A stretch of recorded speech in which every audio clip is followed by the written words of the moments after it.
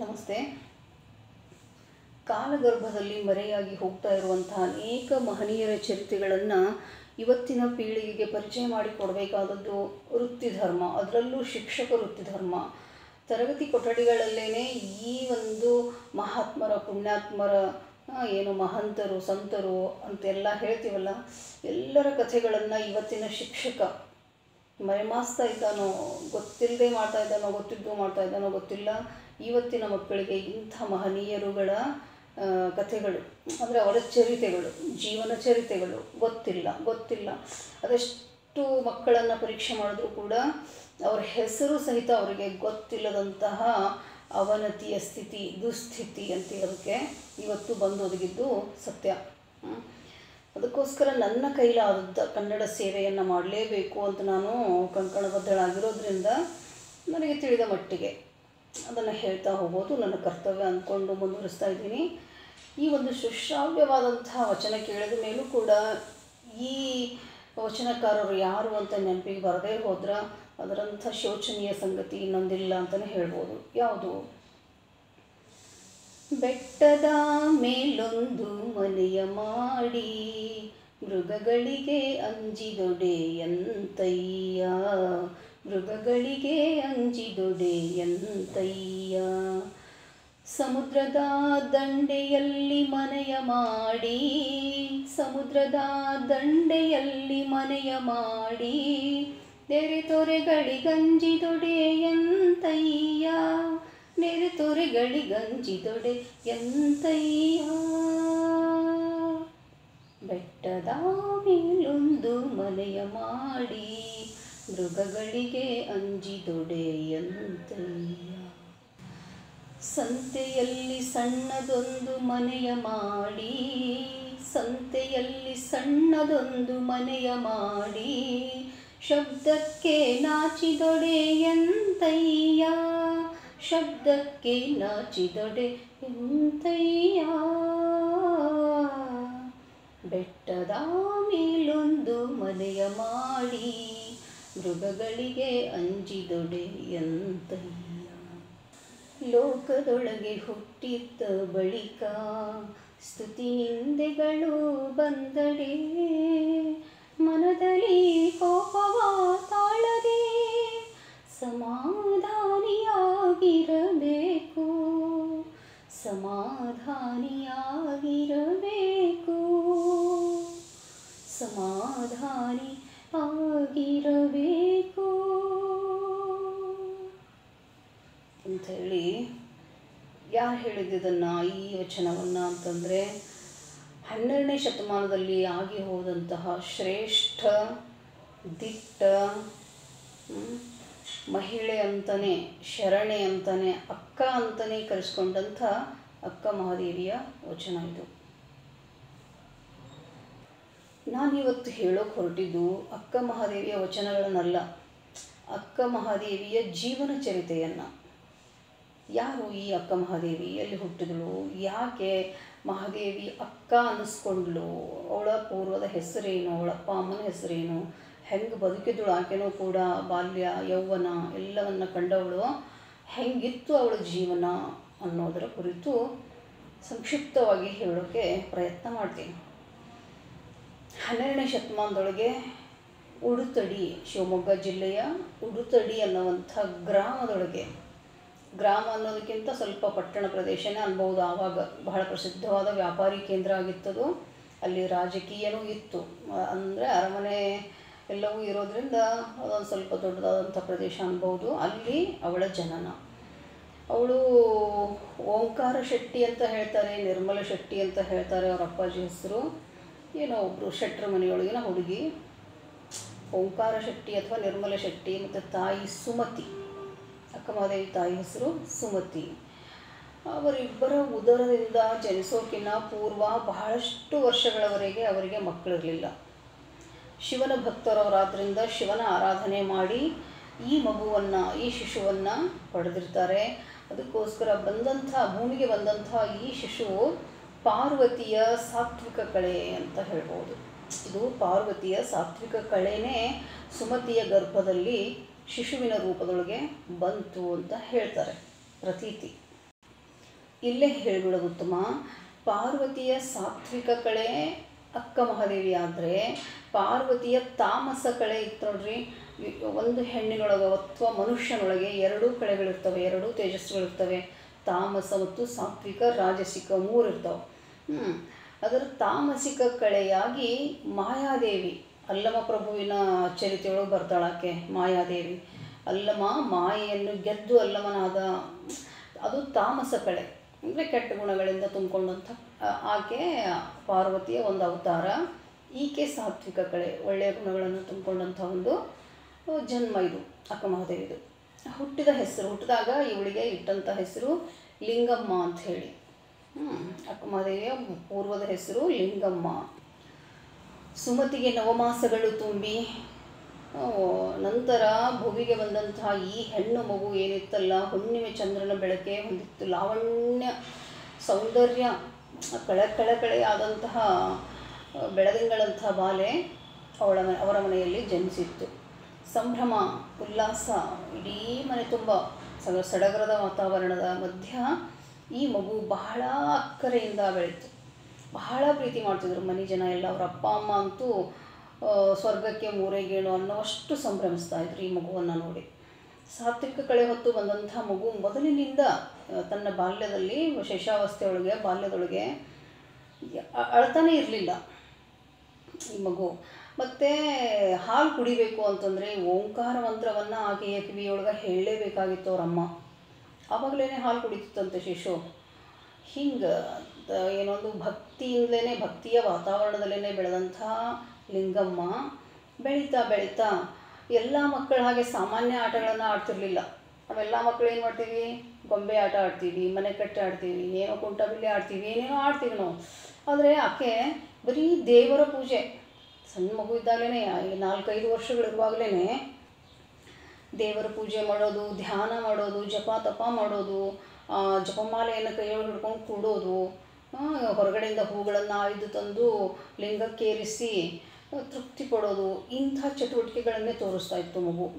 ಅವರ ಅಪ್ಪ ಅಮ್ಮನಿಂದ ಖುಷಿನೇ, ಯಾಕಂದರೆ ಅವರು ದೇವರ ಆಶೀರ್ವಾದದಿಂದ ಅವಳನ್ನು ಪಡ್ಕೊಂಡಿದ್ರಲ್ಲ. ಹೀಗಾಗಿ ಇರಲಿ, ವಿಶೇಷವಾಗಿಯೇ ಬೆಳೀಲಿ ಆಕೆ ಅಂಥೇಳಿ ಅವರು ಕೂಡ ಅದಕ್ಕೆ ಸ್ಫೂರ್ತಿಯನ್ನೇ ಕೊಡ್ತಾಯಿದ್ರು.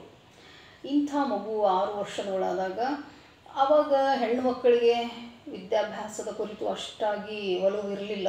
12ನೇ ಶತಮಾನದ ಕೂಡ ಹೆಣ್ಣು ಕಲಿಬಾರ್ದು, ಹೊರಗಡೆ ಹೋಗಬಾರ್ದು, ಇಂಥ ವಾತಾವರಣವೇ ಇತ್ತು ಅಕ್ಕ ಮಹಾದೇವಿಯ ಮನೆ ಸುತ್ತಮುತ್ತ.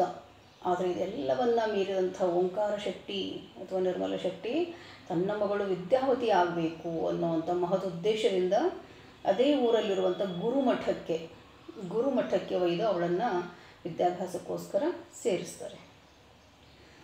ವಿದ್ಯಾಭ್ಯಾಸಕ್ಕೆ ಹೋಗ್ಬೇಕಂತಂದರೆ ಬಹಳ ಖುಷಿಯಾಗಿ ಹೋಗ್ತಿದ್ದಳು ಲಿಂಗಮ್ಮ.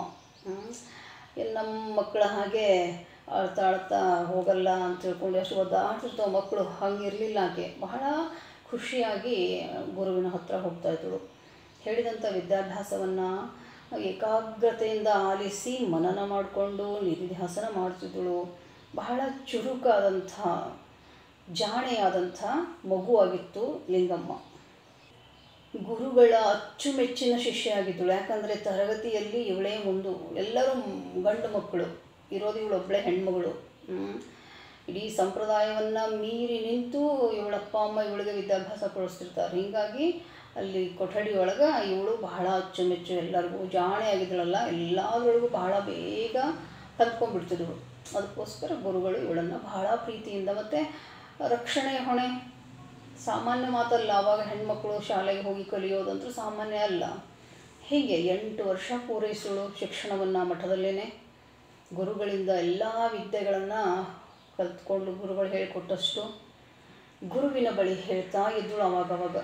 ನನಗೆ ಕಲ್ಯಾಣ ನೋಡಬೇಕು ಅನ್ನೋ ಅಷ್ಟೊತ್ತಿಗೆ ಬಸವಣ್ಣನವರ ಕೀರ್ತಿ ಕರ್ನಾಟಕದ ತುಂಬ ಹಬ್ಬಿತ್ತು. ಕಲ್ಯಾಣ ಪಟ್ಟಣ ನೋಡಬೇಕು ನಾನು, ಗುರು ಬಸವಣ್ಣನನ್ನು ದರ್ಶನ ಮಾಡಬೇಕು ನಾನು ಅನ್ನೋ ಇಚ್ಛೆಯನ್ನು ಗುರುವಿನ ಹತ್ರ ಹೇಳ್ಕೊತಾನೆ ಇದ್ದಳು. ಗುರುಗಳು ಹೇಳ್ತಾರೆ, ಆಯಿತು ಸಮಯ ಬಂದಾಗ ಹೋಗಿ ಬರುವಂತೆ ಅಂತ ಗುರುಗಳು ಸಮಾಧಾನ ಮಾಡ್ತಿದ್ರು. 8 ವರ್ಷದ ವಿದ್ಯಾಭ್ಯಾಸ ಪೂರೈಸಿದಂಥ ಲಿಂಗಮ್ಮ ಮುಂದಿನ ವಿದ್ಯಾಭ್ಯಾಸದ ಇಚ್ಛೆಯನ್ನು ಪ್ರಕಟ ಮಾಡ್ತಾಳೆ. ನಾನು ಇನ್ನು ಕಲಿಬೇಕು, ಎಲ್ಲಿ ಕಲಿಬೇಕು? ಅಂತಹ ದೊಡ್ಡ ನಗರದ ಪ್ರದೇಶಗಳಿಗಂತೂ ಕಳಿಸೋಕೆ ಸಾಧ್ಯ ಇಲ್ಲ. ಹೆಣ್ಮಕ್ಳನ್ನ ಇಷ್ಟು ಕಲಿಸಿದ್ದು ದೊಡ್ಡದಿದು. ಎಲ್ಲವನ್ನ ಮೀರಿ ನಿಂತು ಮಗಳಿಗೆ ವಿದ್ಯಾಭ್ಯಾಸ ಕೊಡಿಸಿದ್ರು ಅವರು ಅಪ್ಪ ಅಮ್ಮ. ಇಲ್ಲಮ್ಮ, ಇನ್ನು ಸಾಧ್ಯ ಇಲ್ಲ, ಬೇಡ. 16 ವರ್ಷ ಆಕೆ 16 ವರ್ಷಗಳವರೆಗೂ ಮಠದಲ್ಲಿನೇ ಇದ್ದರು ನೋಡ್ರಿ. 16 ವರ್ಷ ಅಂದರೆ ವಿದ್ಯಾಭ್ಯಾಸ 8 ವರ್ಷ. ನಂತರ ಕೂಡ ಆಕೆ ಮಠದಲ್ಲಿನೇ ತನ್ನ ದಿನಚರಿಯನ್ನು ಕಳೀತಾ ಇದ್ದಳು, ಗುರುಗಳ ಜೊತೆಗೇನೆ. 16 ವರ್ಷದ ಷೋಡಶಿಯಾಗಿದ್ದಳು ಮಹಾದೇವಿ. ಹೆಂಗಿದ್ದಳು ಆಕೆ ಅಂತಂದರೆ, ಹುಣ್ಣಿಮೆ ಚಂದ್ರನೇ ಧರೆಗಿಳಿದು ಬಂದಾನೇನೋ ಅಷ್ಟು ಚೆಲುವಿದ್ರು ಅಂತೀಕೆ ಮಹಾದೇವಿ. ನೋಡುಗರ ಕಣ್ಮನಗಳನ್ನು ಒಂದೇ ನೋಟಕ್ಕೆ ಸೂರೆಗೊಳ್ಳುವಂಥ ರತಿರೂಪ. ತುಂಬ ಚೆಲುವೆ. ಇಂಥ ಚೆಲುವಾದ ಮುದ್ದಾದ ಮಗಳನ್ನು ಜೋಪಾನವಾಗಿ ನೋಡ್ಕೋಬೇಕಾದಂಥ ಕರ್ತವ್ಯ, ಹೊಣೆ ಅವರ ಅಪ್ಪ ಅಮ್ಮನಿಗಾಗಿತ್ತು. ಮದುವೆನೇ ಬೇಡ ಅಂತ ಈಕೆ. ಮದುವೆ ವಯಸ್ಸದು ಆವಾಗಂತೂ ದೊಡ್ಡದು 16 ವರ್ಷ ಅಂತಂದರೆ. ಈಗೇ 16 ವರ್ಷ ಅಂದರೆ ದೊಡ್ಡವ್ರು ಅಂತಾರೆ ಈಗ. ತೀರಾ ದೊಡ್ಡ ವಯಸ್ಸದು ಮದುವೆದು. ಬೇಡ, ನನಗೆ ಮದುವೆ ಬೇಡ ಅಂತಿರ್ತಾಳೆ. ಆದರೆ ಒಳಗಡೆ ಏನಿತ್ತು ಮಹಾದೇವಿ ಅಪೇಕ್ಷೆ? ಒಬ್ಬ ಶಿವಭಕ್ತ ತನ್ನನ್ನು ಅಪೇಕ್ಷೆ ಪಟ್ಟು ಬಂದರೆ ಒಂದೆಲ್ಲೋ ಒಂದು ಎಳೆ ಇತ್ತು ಮನಸ್ಸಲ್ಲಿ. ಮಾಡಿಕೊಂಡ್ರು ಸಂಸಾರ ಜೀವನವೂ ಬೇಕು ಮನುಷ್ಯನಿಗೆ, ಅದು ಮೋಕ್ಷಕ್ಕೆ ಅಂತ ಅದೊಂದು ಇತ್ತು ಒಳಗಡೆ. ಆ ಸಣ್ಣ ಎಳೆ ಕೂದಲು ಎಳೆ ಥರ ತೊಗೊಂಡು ಕೂತಿತ್ತದು. ಆದರೆ ಅದಕ್ಕೇನು ಅಷ್ಟಕ್ಕೆ ನೀರು ಎರೆದಿರಲಿಲ್ಲ, ಮನಸ್ಸು ಕೊಟ್ಟಿರಲಿಲ್ಲ, ಇತ್ತಲ್ಲೇನೆ. ಆದರೆ ಅಪ್ಪ ಅಮ್ಮನಿಗೆ ಹೇಳೋದು ಮಾತ್ರ ಬೇಡ ಅಂತಲೇ ಹೇಳ್ತಿದ್ರು. ಸದಾ ಲಿಂಗ ಪೂಜೆ, ಧ್ಯಾನ, ಜಪ, ತಪ ಇಂಥದ್ದೇ ಮಾಡಿಕೊಂಡು ಕಾಲ ಕಳೀತಾಯಿದ್ರು. ಆ ಊರಿನ ದೊರೆ, ಆ ಊರನ್ನು ಆಳ್ತಾ ಇರುವಂತಹ ದೊರೆ ಕೌಶಿಕ. ಅವತ್ತು ಕೌಶಿಕನ ಪರೇಡ್ ಅಂತೀವಿ ನೋಡ್ರಿ. ಊರಲ್ಲೆಲ್ಲ ಮೆರವಣಿಗೆ ಇತ್ತು. ಊರಿನ ಬೀದಿಗಳ ಸುತ್ತ ಆತನನ್ನು ಸುತ್ತಿಸ್ಕೊಂಡು ಬರುವಂಥ ಕಾರ್ಯಕ್ರಮ ಇತ್ತು. ಯಾಕಂದರೆ ಊರಿನ ಸ್ಥಿತಿಗತಿಯನ್ನು ಆತ ಕಣ್ಣಾರೆ ನೋಡಿ ಎಲ್ಲಿ ಏನು ಸಮಸ್ಯೆಗಳು, ಯಾರಿಗೆ ಏನು ಅಪೇಕ್ಷೆಗಳು ಎಲ್ಲ ಪೂರೈಸ್ತಾ ಇದ್ದ ರಾಜ. ರಾಜ ಅಂದಾಗ ಲೋಲುಪತೆಗಳು ಇರೋವೆ, ಅವೆಲ್ಲ 108 ನಮೂನಿ ರಾಜನ ದರ್ಪಗಳು ಇರೋವೆಲ್ಲ. ಅಂಥ ರಾಜ ಊರು ಸುತ್ತಾ ಇರಬೇಕಾದ್ರೆ ಈ ಶೆಟ್ರ ಮನೆ ಮುಂದೆ ಬಂತದು ಮೇನೆ ಅಂದರೆ ರಾಜನಿಗೆ ಕೂರಿಸುವಂಥ ರಥ. ಅಲ್ಲಿ ಕೂತು ಬರ್ತಾ ಇದ್ದ. ಹಾಗೆಯೇ ಎಲ್ಲ ಕಡೆ ನೋಡ್ತಾ ಇದ್ದ ಆತ. ರಸ್ತೆಗಳನ್ನು ನೋಡ್ತಾ ಇದ್ದ, ಮನೆಗಳನ್ನು ನೋಡ್ತಾ ಇದ್ದ, ಅಲ್ಲಿ ನಿಂತಹ ಜನರನ್ನೆಲ್ಲ ನೋಡ್ತಾ ಇದ್ದ. ಹಾಗೆ ಮೇಲೂ ನೋಡ್ತಾ ಇದ್ದ. ಮೇಲು ನೋಡಿಕೊಂಡು ಬರ್ತಾ ಇದ್ದ. ಊರಿನ ಸ್ಥಿತಿಗತಿ ಹೆಂಗದೆಲ್ಲ ತಿಳಿಬೇಕಲ್ಲ ಅವನಿಗೆ. ಹೀಗೆ ನೋಡ್ತಾ ಇರಬೇಕಾದ್ರೆ ನಿರ್ಮಲ ಶೆಟ್ಟಿಯ ಮನೆ ಮೇಲೆ ಮಾಳಿಗೆ ಮೇಲೆ ಕೆಲವಷ್ಟು ಹೆಂಗಳೆಯರು ನಿಂತಿದ್ರು. ಯಾಕಂದರೆ ಹೆಣ್ಮಕ್ಳೆಲ್ಲ ಆವಾಗ ರಸ್ತೆಗೆ ಬಂದು ನಿಂತು ನೋಡೋಷ್ಟು ಧೈರ್ಯ ತೋರಿಸ್ತಿರ್ಲಿಲ್ಲ. ಮನೆಯೊಳಗೂ ಹೊರಗೆ ಕಳಿಸ್ತಾ ಇರಲಿಲ್ಲ. ನಾವೆಲ್ಲ ಮಾಳಿಗೆ ಮೇಲೆ ನಿಂತು ನೋಡ್ತೀವಲ್ಲ, ಇನ್ನೂ ಕೂಡ ನಮ್ಮ ಮನೆ ಮುಂದೆ ಏನೇ ಬಂದರೂ ಮಹಡಿ ಮೇಲೆ ಹತ್ತಿನೇ ನೋಡಬೇಕು, ಅದೊಂದು ಸಂಪ್ರದಾಯ. ಹಾಗಿತ್ತು ಅವ್ರ ಮನೆಯೊಳಗೂ ಕೂಡ. ತನ್ನೆಲ್ಲ ಸ್ನೇಹಿತರ ಜೊತೆ, ಹುಡುಗಿಯರೆಲ್ಲ ಬಂದಿದ್ರು ಆಕೆ ಮನೆಗೇನೆ, ಅವ್ರ ಮನೆ ದೊಡ್ಡದು. ಮಾಳಿಗೆ ಮೇಲೆ ಹತ್ತಿ ಅದನ್ನು ಉತ್ಸವವನ್ನು ನೋಡ್ತಾ ಇದ್ದರು ಎಲ್ಲರೂ ಹೆಣಿಗೆ ಹಾಕಿ ನೋಡುವಾಗ ಈಕೆಗೇನು ಆಸಕ್ತಿ ಇರಲಿಲ್ಲ. ಆ ಮಾದೇವಿಗೆ, ಲಿಂಗಮ್ಮನಿಗೆ ಆಸಕ್ತಿ ಇರಲಿಲ್ಲ. ಆದರೂ ಕೂಡ ಸುಮ್ಮನೆ ಎಲ್ಲರೂ ನಿಂತಂಗೆ ಆಕೆನೋ ನಿಂತಿದ್ದಳು ಅಷ್ಟೇ ಅಲ್ಲಿ. ಆತ ಹಿಂಗೆ ಮೇಲೆ ನೋಡ್ಕೊಂಡು ಬರ್ತಾ ಇರಬೇಕಾದ್ರೆ ಲಿಂಗಮ್ಮ ಕೌಶಿಕನ ಕಣ್ಣಿಗಿಟ್ಟುಬಿಟ್ರು. ಒಂದೇ ನೋಟ, ಯಾರೀ ಚೆಲುವೆ, ಅದ್ಭುತ ರತ್ನಗನ್ನಡಿ, ಫಳ ಫಳ ಫಳ ಹೊಳೆಯುವಂಥ ರತ್ನಗನ್ನಡಿನೇ ಮೇಲೆ ನಿಂತದೇನೋ, ಚಂದ್ರಬಿಂಬನೇ ಧರೆಗಿಳಿದು ಬಂದದೇನೋ, ಚಂದ್ರಕಳೆನೇ ತುಂಬಿದೆ ಈಕೆ ಮುಖದಲ್ಲಿ. ಯಾರೀಕೆ?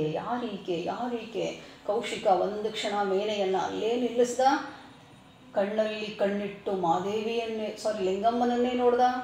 ಲಿಂಗಮ್ಮನಿಗೆ ಈತ ನೋಡ್ತಾ ಇದ್ದಾನ ಅನ್ನೋ ಪರಿವೇನೂ ಇಲ್ಲ. ಆಕೆ ಅವನ ಕಡೆ ನೋಡ್ತಾ ಇಲ್ಲ. ಆಕೆ ಬೇರೆ ಕಡೆ ಲಕ್ಷ್ಯ ಆಗಿದೆ. ಸುಮ್ಮನೆ ನಿಂತಿದ್ದಳು ಆಕೆ. ಹೀಗಿರಬೇಕಾದ್ರೆ ಈ ದೃಶ್ಯವನ್ನು ಲಿಂಗಮ್ಮನ ಸ್ನೇಹಿತೆಯರು ನೋಡಿದ್ರು. ರಾಜ ಇವಳನ್ನು ನೋಡೋದು, ಇವಳು ಬೇರೆ ಕಡೆ ಎಲ್ಲೋ ನೋಡೋದು. ರಾಜನಿಗೆ ಇದು ಉದ್ದಟತನ ಅನ್ನಿಸ್ತು ಮನಸ್ಸಲ್ಲಿ. ನಾನು ಅವಳನ್ನು ನೋಡ್ತಾ ಇರಬೇಕಾದ್ರೆ ಆಕೆ ಬೇರೆ ಕಡೆ ನೋಡ್ತಾ ಇದ್ದಾಳಲ್ಲ ಅನ್ನೋದು ಮನಸ್ಸಲ್ಲಿ ಇತ್ತು, ಅಹಂಕಾರ. ಆದರೆ ಈ ಫ್ರೆಂಡ್ಸ್ ಇದ್ರಲ್ಲ ಆಕೆ ಲಿಂಗಮ್ಮನ ಸ್ನೇಹಿತೆಯರು ಅವಳನ್ನು ಒಳಗೆ ಕರ್ಕೊಂಡು ಬರ್ತಾರೆ ಸೂಕ್ಷ್ಮವಾಗಿ. ಆಕೆ ಒಳಗೆ ಬಂದುಬಿಡ್ತಾಳೆ, ಎಲ್ಲರೂ ಬಂದರು ಅಂದ್ಕೊಂಡು. ಆದರೆ ಕೌಶಿಕ ಮಾತ್ರ ಆತನ ಸ್ನೇಹಿತನೊಬ್ಬ ಇದ್ದ ಮೇನೆ ಒಳಗೆ, ವಿದೂಷಕ. ಅವನನ್ನು ನಗಿಸೋದಕ್ಕೆ, ಅವನ ಎಲ್ಲ ಸಹಾಯ ಮಾಡಲಿಕ್ಕೆ ಅಂತ ಒಬ್ಬರು ಆಪ್ತರಿರ್ತಾರೆ ರಾಜರಿಗೆ ಇಂಥವೆಲ್ಲ. ಆತ ಕೇಳ್ತಾನೆ, ಯಾರು ಈಕೆ, ಯಾರು ಇವಳು? ಅವನು ಹೇಳ್ತಾನ, ಕೌಶಿಕನ ಕಾಕದೃಷ್ಟಿ ಬೆತ್ತಿ ಇವಳ ಮೇಲೆ ಹೆಲ್ಕೊಂಡ್ಬಿಡ್ತು ಪಾಪ ವಿದೂಷಕ. ಒಳ್ಳೆ ಲಿಂಗವಂತರ ಮನೆತನ ಅದು, ಶಿವನ ಪೂಜೆ, ಶಿವನ ಭಕ್ತರವರು. ನಿನ್ನ ಕಣ್ಣು ಅಲ್ಲಿ ಯಾಕೆ ರಾಜ ಅಂತ ಕೇಳ್ತಾನೆ ಅವನು. ಇಲ್ಲ, ಯಾರವಳು ಆಕೆ? ಅಲ್ಲಿ ನಿಂತವ್ರಿಗೆ ಕೇಳ್ತಾನವ ವಿದೂಷಕ. ಓಂಕಾರ ಶೆಟ್ಟಿಯ ಮಗಳು ಹೇಳ್ತಾರವರು. ಓಂಕಾರ ಶೆಟ್ಟಿನ ಕರೀರಿ. ಇಲ್ಲ, ಅವ್ರೀಗ ಧ್ಯಾನಾಸಕ್ತರಾಗ್ಯಾರ, ಹೊರಗಡೆ ಬರಲ್ಲ. ಆಯಿತು, ಮೇನೆ ಮುಂದೆ ಹೋಯಿತು. ಇಲ್ಲಿ ರಸ್ತೆ ಒಳಗೆಲ್ಲ ಸೀನ್ ಕ್ರಿಯೇಟ್ ಮಾಡೋದು ಬೇಡ ಅಂಥೇಳಿ ಮುಂದೆ ಹೋಯಿತು. ಹೋಗಿ ಅರಮನೆ ತಲುಪಿದ ಮೇಲೆ ಏನು ಮಾಡ್ತಾನೆ ಕೌಶಿಕ, ಓಂಕಾರ ಶೆಟ್ಟಿಯನ್ನು ಕರ್ಕೊಂಡು ಬರಲೇಬೇಕು ಅಂಥೇಳಿ ಆದೇಶ ಮಾಡ್ತಾನೆ. ಆಯಿತು, ಓಂಕಾರ ಶೆಟ್ಟಿ ಬಂದ ಅರಮನೆಗೆ. ಹೇಳ್ತಾನೆ, ನಿನ್ನ ಮಗಳ ಮೇಲೆ ನನಗೆ ಮನಸ್ಸಾಗಿದೆ, ನಿನ್ನ ಮಗಳನ್ನು ನನಗೆ ಕೊಟ್ಟು ಮದುವೆ ಮಾಡು. ಓಂಕಾರ ಶೆಟ್ಟಿ ಗಾಬರಿ ಬಿಡ್ತಾನೆ.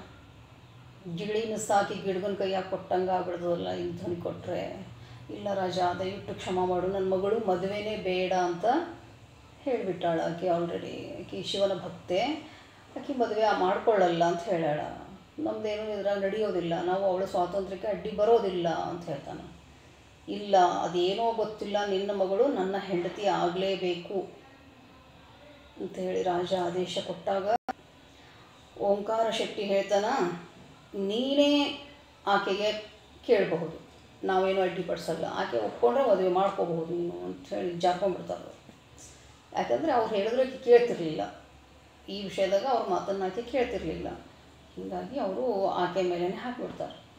ಆಯಿತು ಅಂಥೇಳಿ ಮರುದಿನ ಏನು ಮಾಡ್ತಾನೆ ಕೌಶಿಕ, ಎಲ್ಲ ಹಣ್ಣು ಹಂಪಲ ಎಲ್ಲವನ್ನ ಕನ್ಯೆ ನೋಡಲಿಕ್ಕೆ ಹೋಗುವಾಗ ಕೊಡ್ತಾರಲ್ಲ, ಅದೆಲ್ಲ ಕೊಟ್ಟು ಸೇವಕಿಯರ ಕೈಯೊಳಗೆ ಕೊಟ್ಟು ಆ ವಿದೂಷಕನ ಜೊತೆ ಕಳಿಸ್ಕೊಡ್ತಾನೆ. ಅಂದರೆ ಕನ್ಯಾ ನೋಡ್ಲಿಕ್ಕೆ ಬಂದೀವಿ ನಾವು ಅಂದಂಗೆ ಸಂಪ್ರದಾಯ. ಅದೆಲ್ಲ ನೋಡ್ದಾರೋ ಇವ್ರಿಗೆ ಏನು ಹೇಳೋಕೆ ಗೊತ್ತಾಗ್ತಾಯಿಲ್ಲ ಅಪ್ಪ ಅಮ್ಮನಿಗೆ. ಆಕೆನೋ ವೀರ ವಿರಾಗಿಣಿ ರೂಪದೊಳಗೆ ಆಗಲೇ ಇದ್ದಾಳೆ. ಬಂದರು ಅವರ ಕರೆದ್ರು ಆಕೆಯನ್ನು, ಮಹಾದೇವಿಯನ್ನು. ನೋಡಮ್ಮ, ಕೌಶಿಕ ಮಹಾರಾಜ ನಿನ್ನನ್ನು ಮದುವೆ ಮಾಡ್ಕೋಬೇಕಂತ ಇವೆಲ್ಲ ಕೊಟ್ಟು ಕಳ್ಸ್ಯಾನ. ಇಲ್ಲ, ನಾನು ಶಿವಭಕ್ತನನ್ನಲ್ಲದೆ ಭವಿಯನ್ನು ಕಣ್ಣೆತ್ತಿನೂ ನೋಡೋದಿಲ್ಲ, ನಿಮ್ಮ ರಾಜ ನನಗೆ ತಕ್ಕವನಲ್ಲ, ಅಥವಾ ನಾನೇ ನಿಮ್ಮ ರಾಜನಿಗೆ ತಕ್ಕವಳಲ್ಲ, ದಯವಿಟ್ಟು ವಾಪಸ್ ತೊಗೊಂಡು ಹೋಗ್ರಿ ಅಂತ ಹೇಳ್ತಾಳೆ. ಇಲ್ಲ, ಇದು ನಮ್ಮ ರಾಜರ ಕಠೋರ ಆಜ್ಞೆ ಆದೇಶ, ನೀನು ಒಂದು ವೇಳೆ ಒಪ್ಕೊಳ್ಳದೆ ಹೋದರೆ ನಿಮ್ಮ ತಂದೆ ತಾಯಿಯ ಶಿರಚ್ಛೇದನ ಮಾಡಬೇಕು ಅಂತ ಆದೇಶ ಕೊಟ್ಟಾರ ಮಹಾರಾಜ. ಮಹಾದೇವಿಗೆ ಆತಂಕ ಇಟ್ಕೊಂಡ್ಬಿಡ್ತು. ಇಷ್ಟು ಮೋಹ ಯಾಕೆ ಇವನಿಗೆ ನನ್ನ ಮೇಲೆ? ಅದೆಷ್ಟೋ ರಾಣಿಯರಿದ್ದಾರೆ ಅವನಿಗೆ ಈಗ. ಇಂಥ ಮೋಹಿ, ಇಂಥ ಭವಿ, ಇಂಥವನ್ನೇ ಮಡದಿಯಾಗಿ ನಾನು ಬದುಕೋದಂತೂ ಆಗಲ್ಲ. ಆದರೂ ಈಗ ನನ್ನ ತಂದೆ ತಾಯಿಯ ಪ್ರಾಣಕ್ಕೆ ಕುತ್ತು ಬಂದಿದೆ. ಆದ್ದರಿಂದ ನನ್ನ 3 ಕಂಡೀಷನ್ಗಳಿಗೆ, ನನ್ನ 3 ಷರತ್ತುಗಳಿಗೆ ನಿಮ್ಮ ರಾಜ ಒಪ್ಕೊಳ್ಳೋದಾದರೆ ನಾನು 3 ತಿಂಗಳ ನಂತರ ಮದುವೆ ವಿಚಾರ ನಿರ್ಧಾರ ಮಾಡ್ತೀನಿ ಅಂತ ಹೇಳ್ತಾಳೆ. ಏನು 3 ಕಂಡೀಷನ್ಗಳು? ನಾನು ಸದಾ ಲಿಂಗ ಪೂಜೆ ಮಾಡೋಳು, ಧ್ಯಾನ ಮಾಡೋಳು, ಜಪ ತಪ ಮಾಡ್ಕೊಂಡು ನನ್ನ ಮನಸ್ಸೋ ಇಚ್ಛೆ ಮಾಡ್ಕೊಂಡಿರೋಳು, ಯಾವ ಅಡ್ಡಿನೂ ಆಗಬಾರ್ದು ಅದಕ್ಕೆ. 1, ನಾನು ದಾಸೋಹ ಮಾಡೋಳು, ಅನ್ನದಾಸೋಹ. ಅದು ಎಷ್ಟೇ ಜನ ಬಂದರೂ ಆ ದಾಸೋಹಕ್ಕೆ ಕೊರತೆಯ ಭಂಗ ಬರಬಾರ್ದು. ಇನ್ನೊಂದು, ನಾನು ಋತನಿಷ್ಠೆಯಾಗಿ ಇರುವಾಗ, ಜಪಾತಪ ಮಾಡೋವಾಗ ನಿಮ್ಮ ರಾಜ ಅಪ್ಪಿ ತಪ್ಪಿನೂ ಅಲ್ಲಿ ಬರಬಾರ್ದು. ಬಂದರೆ ಆವತ್ತೇ ನಾನು ಅರಮನೆಯನ್ನು ಬಿಟ್ಟು ಹೊರಗೆ ಹೋಗೋಳು. 3 ಕಂಡೀಷನ್ಗಳು ರಾಜನ ಕಿವಿಗೆ ಹಾಕ್ತಾರ.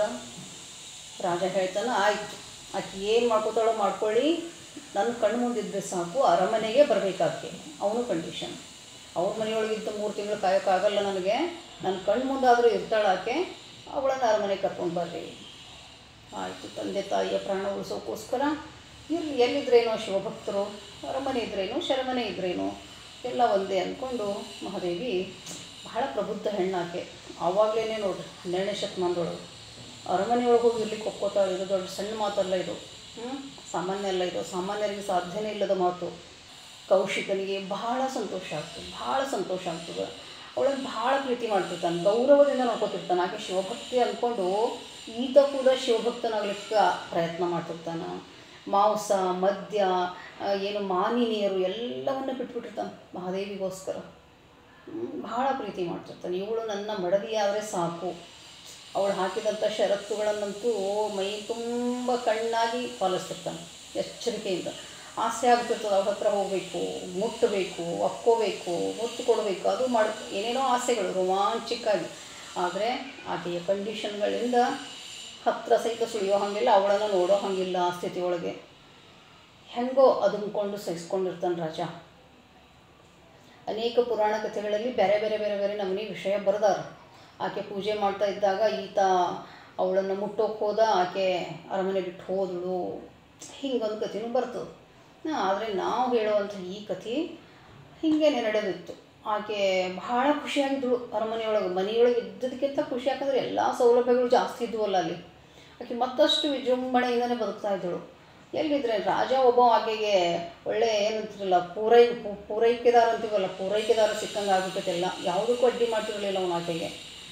ಶಿವ ಪೂಜೆ ಮಾಡ್ತಿದ್ದಳು, ಧ್ಯಾನ ಮಾಡ್ತಿದ್ದಳು. ಎಲ್ಲ ಫ್ರೆಂಡ್ಸ್ಗಳು ಭಾಳ ಗಟ್ಟಿ, ಅರಮನೆಯ ಸೇವಕಿಯರೆಲ್ಲ ಆಕೆ ಗೆಳತಿಯರೇ.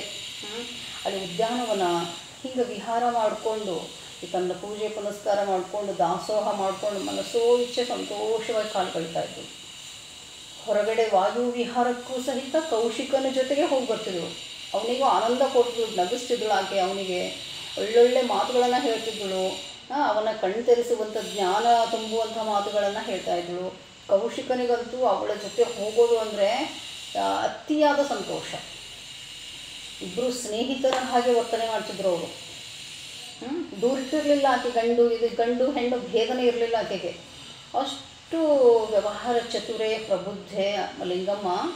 ಹೋಗ್ತಾ ಎಲ್ಲ ಭಾಳ ಸಂತೋಷವಾಗಿ 2 ತಿಂಗಳು 2.5 ತಿಂಗಳು ಕಳೆದಿತ್ತು. ಇನ್ನೇನು 15 ದಿನ, ಏನು ಬಹಳ ಇಲ್ಲ ನನಗೂ ಆಕೆಗೆ ಮಿಲನ ಆಗೋದಕ್ಕೆ. ಖುಷಿಯಾಗಿದ್ದ ಕೌಶಿಕ, ಪಾಲಿಸಿದ್ದ, ಶಿವಭಕ್ತನೇ ಆಗಿಬಿಟ್ಟಿದ್ದ ಅವಳ ಸಂಘದಲ್ಲಿ. ಸಂಘದಿಂದ ಒಳ್ಳೆಯವರು ಆಗ್ಬೋದು, ಕೆಟ್ಟದ್ದು ಆಗ್ಬೋದಲ್ಲ. ಆತ ಅವಳ ಸಂಘದಲ್ಲಿ ಬಹಳ ಸಜ್ಜನ ವ್ಯಕ್ತಿಯಾಗಿದ್ದ. ಅವಳ ಕಲ್ಯಾಣಕ್ಕೆ ಹೋಗೋ ಆಸೆ 3 ತಿಂಗಳ ತನಕ ಹೆಂಗೋ ಮುಂದೂಡಲ್ಪಟ್ಟಿದ್ದಳು. ಏನಾಗ್ತದೆ ದೈವೇಚ್ಛೆ ಅಂದ್ಕೊಂಡು ಹಿಂಗೇನೆ ಕಾಲ ಕಳೀತಾ ಇರಬೇಕಾದ್ರೆ ಒಂದು ದಿನ ಮಹಡಿ ಒಳಗೆ ಕಿಟಕಿ ಒಳಗೆ ಮುಖ ಇಟ್ಕೊಂಡು ಹೋಗಿ ಬರೋರನ್ನೆಲ್ಲ ನೋಡಿಕೊಂಡು ಕೂತಿದ್ಳು ಲಿಂಗಮ್ಮ. ದಾರಿ ಒಳಗೊಬ್ಬ ಕಾವಿ ವಸ್ತ್ರಧಾರಿ, ಕಾವಿ ವಸ್ತ್ರ ಕಂಡ್ರಿಗೆ ಓಡೋಗಿ ಕಾಲಿಗೆ ಬೀಳೋಳು. ಆಗ ವಸ್ತ್ರಧಾರಿ ದೂರಿಂದ ಕಾಣಿಸ್ತಾನ ಹೋಗಿ ಅವರನ್ನು ದಾಸೋಹಕ್ಕೆ ಕರಿಬೇಕು ಅಂಥೇಳಿ ತಾನೇ ಆತುರವಾಗಿ ಬರಬೇಕಾದ್ರೆ ಆತ ಬೇರೆ ಯಾರೂ ಇರಲಿಲ್ಲ, ತನ್ನ ಸೋದರ ಮಾವನಾಗಿದ್ದ.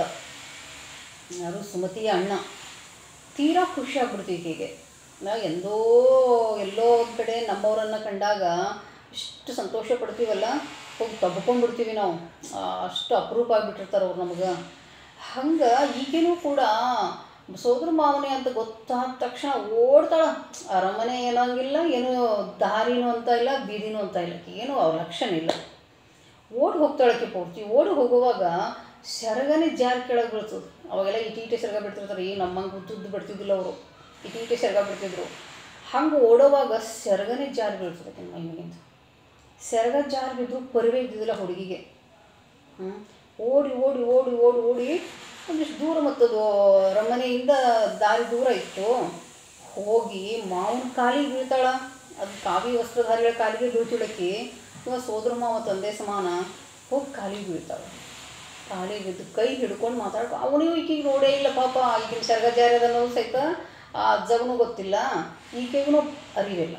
ಸಂತೋಷದಿಂದ ಮೈ ಮರ್ತ್ಬಿಟ್ಟಾಳೆ. ಹುಳಕಂಗಳು ಹೊಮ್ಮಿ ಬಿಟ್ಟವ ಎದುರಿಗೆ ಬಂದಾಗ, ಬೇಕಾದವ್ರು ಬಂದಾಗ ಹಂಗೆ ಆಗ್ತದಲ್ಲ, ಹಂಗೆ ಅಶ್ರುಗಳು ಸುರಿತಾ ಇದ್ದಾವೆ.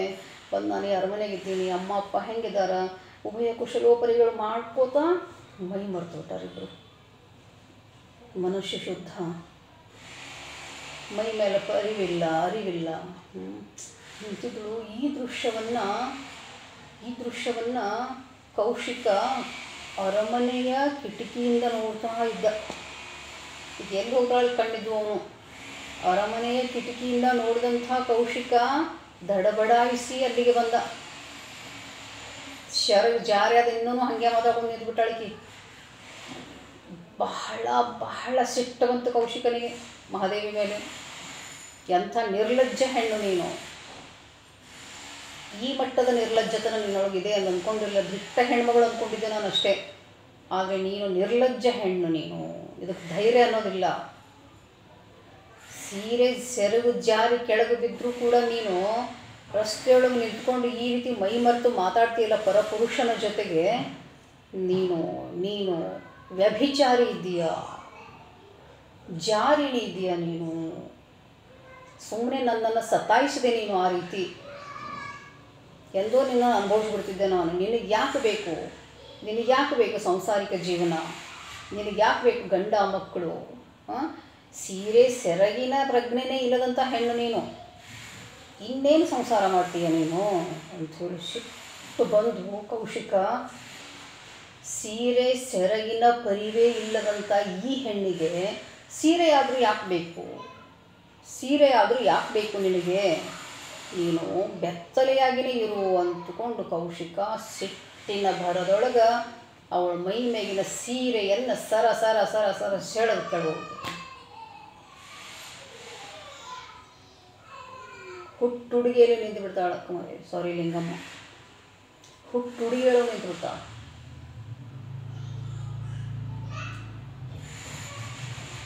ಸುಮ್ಮನೆ ನಿಂತು ಬಿಟ್ಟಾಳು. ಆಕೆಗೆ ಏನೂ ಇಲ್ಲ, ಬಾಹ್ಯ ಪ್ರಪಂಚದ ಜ್ಞಾನ ಇಲ್ಲ. ಏನು ಮಾಡೀನಿ ಅನ್ನೋದು ಆ ಕ್ಷಣ ಕೊಡದೇ ಇಲ್ಲ ಆಕೆಗೆ. ಸೀರೆಯನ್ನು ಕೊಡು ಅಂತ ಬೇಡ್ತಾಳೆ. ಮರ್ಯಾದೆ ಪ್ರಶ್ನೆ, ಹೆಣ್ಣಿನ ಮರ್ಯಾದೆ ಪ್ರಶ್ನೆ ಕೊಡು ಅಂತ ಆಕೆ ಸೋದರ ಮಾವ ಸಹಿತ ಹೇಳ್ತಾನೆ. ಏನೋ ಅಚ್ಚಾತುರ್ಯ ನಡೆದು ಹೋಗಿದೆ, ಸಂತೋಷದ ಭರದೊಳಗೆ ಆಕೆ ನನ್ನ ಜೊತೆ ಮಾತಾಡಬೇಕು ಅನ್ನೋ ಭರದೊಳಗೆ ಈ ರೀತಿ ಮಾಡ್ಯಾಳ, ತಪ್ಪು ಒಪ್ಕೋತೀವಿ, ದಯವಿಟ್ಟು ಸೀರೆಯನ್ನು ಕೊಡು ಅಂತ ಅವ್ರ ಮಾವ ಹೇಳಿದ್ರು ಕೂಡ ಈಕೆಗೆ ಹಾಕಬೇಕು ಸೀರೆ, ಎಂಥವ್ರಿಗೆ ಹಿಂಗೇನೇ ಇರಬೇಕು ಅಂಥೇಳಿ ಕೌಶಿಕ ಸಿಟ್ಟಾಗಿ ಹೋಗ್ಬಿಟ್ಟ ಇವಳನ್ನು ಬಿಟ್ಟು. ಈಕೆಗೆ ಈಗ ಬಾಹ್ಯ ಪ್ರಜ್ಞೆ ಬಂತು. ಸೀರೆ ಹೊದಿಸೋಕೆ ಹೋಗ್ತಾನೆ ಮಾವ. ಬೇಡ ಮಾವ, ಗಂಡನಾಗ್ತೀನಿ ಅಂತ ನನ್ನನ್ನು ತಂದು ಅರಮನೆಯೊಳಗೆ ಇಟ್ಕೊಂಡವನಿಗೆ ನನ್ನ ಮರ್ಯಾದೆಯ ಚಿಂತೆ ಇಲ್ಲ, ವಿಚಾರ ಇಲ್ಲ. ಇನ್ನು ನನಗೆ ಈ ಸೀರೆಯ ಸಹವಾಸ ಬೇಡ. ಈ ಭವದ ಗಂಡ ಇವನು ಬಂದು 3 ತಿಂಗಳಾಯ್ತು. ನಾನು 3 ದಿನ ಇದ್ರೂ ನಾನು ಇವಳು ಹೆಂಡ್ತೀನಿ, ಭವದ ಹೆಂಡತಿ. 3 ತಿಂಗಳಾಯ್ತು ನಾನು ಇವನ ಅರಮನೆಯೊಳಗೆ ಬಂದು. ಲೋಕದ ಲೆಕ್ಕದೊಳಗೆ, ಲೋಕದ ಭಜನೆಯೊಳಗೆ ನಾನು ಇವನ ಹೆಂಡತಿ, ಭವದ ಹೆಂಡತಿ. ಅಂಥ ಗಂಡನಿಗೆ ಬೇಡವಾದ ಸೀರೆ, ಗಂಡನಿಗೆ ಬೇಡವಾದ ಮಾನಿನಿಯ ಮಾನ ನನಗೆ ಯಾಕೆ ಬೇಕು? ನಾ ಗಂಡನಿಲ್ಲದ ಹೆಣ್ಣು ನಾನೀಗ. ಬೇಡ, ಈ ಸೀರೆ ನನಗೆ ಬೇಡ. ಇವತ್ತಿಗೆ ನನ್ನ ಮತ್ತು ಈ ಅರಮನೆಯ ಋಣ ತೀರ್ತು, ಹಂಗೆ ಹರಿತು ಇವತ್ತು. ಯಾವ ಹಂಗೂ ನನಗಿಲ್ಲ ಇನ್ನು ಈ ಭೂಮಿ ಮೇಲೆ. ಬೇಡ, ಇವನೊಬ್ಬ ಈ ರೀತಿ ಬರಲೇಬೇಕು ಅಂತ ವಿಧಿ ಲಿಖಿತ ಇತ್ತು ಏನೋ. ಬಂದ, ತನ್ನ ಪಾತ್ರ ಮುಗಿಸ್ದ, ಹೋದ. ಸಾಕಿನ್ನ ನನಗೆ ಅರಮನೆ ಸಹವಾಸ. ಮಾವ, ನಾನು ಕಲ್ಯಾಣದ ದಾರಿ ಹಿಡಿದು ಕಲ್ಯಾಣಕ್ಕೆ ಹೋಗ್ತೀನಿ. ನನ್ನ ಗುರಿ ಅದು. ಕಲ್ಯಾಣ ಪಟ್ಟಣಕ್ಕೆ ಹೋಗಬೇಕು ನಾನು. ನನ್ನ ಬಸವನ ಪಾದ ದರ್ಶನ ಮಾಡಬೇಕು ನಾನು. ಅವರ ಸಹಚಾರದಲ್ಲಿ ಇರಬೇಕೇ ವಿನಃ ಇಂಥ ಅರಮನೆ, ಗಿರಿಮನೆ, ಸೆರೆಮನೆ ಇಂಥೆಲ್ಲ ಇರೋ ಹುಟ್ಟಿ ಬಂದವಳಲ್ಲ ನಾನು ಅಂಥೇಳಿ ಸೋದರ ಮಾವನ ಕಾಲಿಗೆ ನಮಸ್ಕಾರ ಮಾಡಿ ಹೀಗೆ ಹೊಟ್ಟು ಕೂದಲ ಉದ್ದಿತ್ತಕ್ಕಿಂದು ಏನೋ ಮುಚ್ಚಿತ್ತಷ್ಟೆ. ಈ ಸುದ್ದಿ ಅವ್ರ ಅಮ್ಮನಿಗೆ ತಿಳಿತು. ಅಲ್ಲಿ ಇದ್ದೂರಿಗೆಲ್ಲದು ಮನೆ. ಅಮ್ಮ ಒಂದು ಸೀರೆ ಹಿಡ್ಕೊಂಡು ಓಡೋಡು ಬರ್ತಾಳೆ. ಹೊಂಟಿದಳಿಕೆ ದಾರಿ ಹಿಡ್ಕೊಂಡು ಹೊಂಟಿದ್ದಳು. ಎಲ್ಲಿ ದಾರಿನೇ ಗೊತ್ತಿಲ್ಲಕ್ಕೆ ಎಲ್ಲಿ ಹೋಗ್ಬೇಕು ಅನ್ನೋದು. ಅವರಮ್ಮ ಮಗಳು ಯಾವ ಕಡೆ ಹೋಗ್ತಾ ಇದ್ದಾಳೆ ಅಂತ ಜನರ ಮಾತು ಕೇಳ್ಕೊಂಡು ಆ ದಾರಿಗೆ ಬಂದು ಮಗಳಿಗೆ ಇಲ್ಲಿಲ್ಲದಾಗ ತಿಳಿಸ್ತಾಳೆ. ಬೇಡ ತಾಯಿ, ಲೋಕ ಪ್ರಪಂಚ ಬಹಳ ಕೆಟ್ಟದ, ನಿನಗೆ ಹೊರಗಿನ ವ್ಯವಹಾರ ಜ್ಞಾನ ಇಲ್ಲ, ಆ ಜನರನ್ನು ಎದುರಿಸಿ ಬದುಕೋ ಶಕ್ತಿ ನಿನಗಿಲ್ಲ ತಾಯಿ, ಬಂದುಬಿಡು, ಮನೆಗೆ ಬಂದುಬಿಡು. ಎಷ್ಟು ಹೇಳ್ತಾಳೆ ಅವರಮ್ಮ. ತಾಯಿಗರುಳು ಹಿಂಡ್ತದ, ಅಳತಾಳ, ಮಗಳಿಗೆ ಹೇಳಿ ಗೋಗರಿತಾಳ. ಮಗಳ ಮನಸ್ಸು ಕರಗಲ್ಲ. ಇಲ್ಲ, ಒಂದು ಸತಿ ತೊಗೊಂಡಂಥ ನಿರ್ಧಾರದಿಂದ ನಾನು ಹಿಂದೆ ಬರೋದಿಲ್ಲ, ಹೋಗಬೇಕು, ನಾನು ಕಲ್ಯಾಣ ಪಟ್ಟಣಕ್ಕೆ ಹೋಗಬೇಕು, ಅದೇ ನನ್ನ ಗುರಿ, ನನ್ನ ಅಂತ್ಯ ಅಲ್ಲೇ ಆಗಬೇಕು ಅಂಥೇಳಿ ಕಡೆಗೆ ಒಂದು ಸೀರೆನಾದರೂ ಸುತ್ಕೊಂಡು ಹೋಗು, ನಿನಗೋಸ್ಕರ ಅಲ್ಲಾಂದ್ರೆ ಬೇರೆ ಹೆಣ್ಮಕ್ಳಿಗೋಸ್ಕರ ಸುತ್ಕೊಂಡು ಹೋಗು, ಹೀಗೆ ಹೋಗಬೇಡ, ಇದು ಸುರಕ್ಷಿತವಾಗಿರಲ್ಲ ನೀನು ಅಂತ ತಾಯಿ ಭಾಳ ತಿಳಿಸಿ ಹೇಳಿದಾಗ, ಆಯಿತು ನಿನ್ನ ಮನಸ್ಸಿನ ಸಮಾಧಾನಕ್ಕೋಸ್ಕರ ಸುತ್ಕೋತೀನಿ ಅಂತ ತಾಯಿ ಮನಸ್ಸಿಗೋಸ್ಕರ ಸೀರೆಯನ್ನು ಸುತ್ತಕೊಂಡು ತನ್ನ ಪಯಣವನ್ನು ಮುಂದುವರಿಸ್ತಾಳ. ಮಗಳು ಹೋಗ್ತಿರ್ಬೇಕಾದ್ರೆ ಕರಳು ಹಿಂಡ್ತಾ ಇದೆ ಅವ್ರ ಅಮ್ಮನ ಸುಮತಿ. ಹೊತ್ತು ಇಷ್ಟು ವರ್ಷ ಜೋಪಾನ ಮಾಡಿ ಇಷ್ಟು ಸುಖವಾಗಿ ಸುಕೋಮಲೆಯಾಗಿ ಬೆಳೆದಾಳಾಕೆ. ಹೊರಗಿನ ಪ್ರಪಂಚನೇ ಗೊತ್ತಿಲ್ಲ ಆಕೆಗೆ ಇನ್ನೂ. ಆ ಮಠ ಈ ಮನೆ ಬಿಟ್ರೆ ದಾರಿ ಯಾವುದು ಅಂತ ಏನೂ ಗೊತ್ತಿಲ್ಲ. ಎಲ್ಲಿ ಹೋಗ್ತಾಳೆ ಈಕೆ? ಯಾರನ್ನ ಅದ್ರ ಜೊತೆ ಕಳಿಸ್ತೀನಿ ಅಂದ್ರೂ ಸಿಕ್ ಬೇಡ ಅಂತ ಹೇಳ್ಬಿಡ್ತು ಹುಡುಗಿ.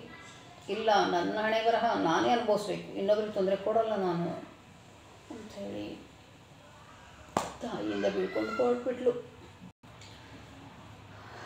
ಹೋಗ್ತಾ ಹೋಗ್ತಾ ದಾರಿಯೊಳಗೆ ಕಲ್ಲು ಮುಳ್ಳು ಚುಚ್ಚೋಕೆ ಶುರು ಮಾಡ್ತಾವೆ. ಚಪ್ಪಲಿ ಇಲ್ಲ, ಎಲ್ಲ ಬಿಟ್ಟು ಬಂದರೆ ಅಲ್ಲೆಲ್ಲಿ ಚಪ್ಪಲಿ ಹಾಕ್ಕೊಂಡಿರಲಿಲ್ಲ ಆಕೆ.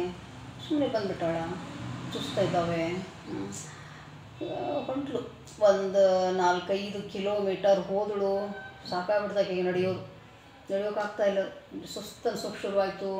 ಕಾಲು ನೋಯ್ಸ್ಲಿಗತ್ತು.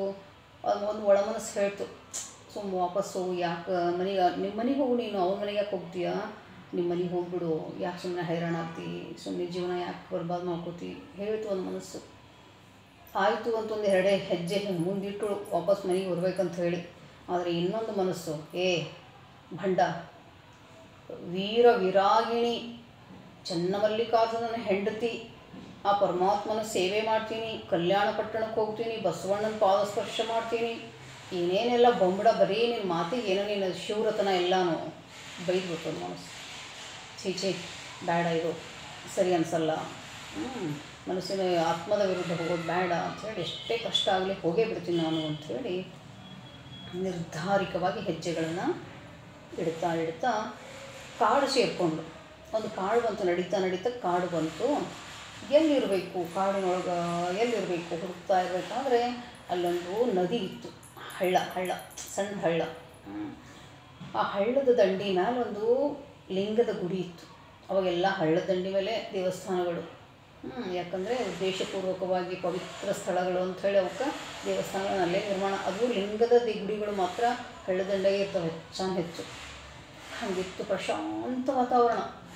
ಕತ್ಲೆ ಆಗ್ತಾ ಬರ್ತಾಯಿತ್ತು, ಸ್ವಲ್ಪ ಚುಮು ಮುಸುಕು ಬೆಳಗುತ್ತಿತ್ತು. ಗುಡಿಯೊಳಗೆ ಹೋಗಿ ನಮಸ್ಕಾರ ಮಾಡಿ ಕೂಡ್ತಾಳ. ಒಳಗೊಂದು ಸಣ್ಣ ದೀಪ ಉಳಿತಿತ್ತು. ಅಂದರೆ ಯಾರೋ ಬಂದು ಪೂಜೆ ಮಾಡ್ತಾರೆ ಇಲ್ಲಿ ಅಂದ್ಕೊಂಡು, ಮನುಷ್ಯರು ಬರಬಹುದು ಇಲ್ಲಿಗೆ ಅಂದ್ಕೊಂಡು ಕೂತಳು. ಹಸಿವಾಗಿತ್ತು. ಮುಂಜಾನೆ ಏನು ತಿಂದಿದ್ದೇ ಇಲ್ಲ. ಭಾಳ ಹಸಿವಾಗ್ಬಿಟ್ಟಿತ್ತು. ಏನು ತಿನ್ನೋದು, ಸುಮ್ಮನೆ ಕೂತಿಳು. ಎಲ್ಲಿ ಹೋಗಿ ಏನು ತಿನ್ನೋದು. ಭಾಳ ಸುಂದರವಾದ ಹೆಣ್ಣು ಸುಮ್ಮನೆ ಕೂತಿತ್ತು. ಅಷ್ಟೊತ್ತಿಗೆ ಒಬ್ಬರು ಸಾಧು ಮನುಷ್ಯ, ಸನ್ಯಾಸಿ ಅಲ್ಲಿಗೆ ಬಂದರು ಕೋಲು ಹುಡ್ಕೊಂಡು. ಈಕೆಯನ್ನು ನೋಡ್ತಾರೆ, ಯಾರು ಈ ಹೆಣ್ಮಗಳಿಲ್ಲ ಯಾಕಂದಾಳ, ಆಕೆ ವೇಷ, ಒಂದು ಸಣ್ಣ ತುಂಡು ಸೀರೆ ಸುತ್ಕೊಂಡ್ಬಿಟ್ಟಾಳ. ಏನೀಕೆ, ಯಾರಮ್ಮ ನೀನು ಕೇಳ್ತಾರವರು.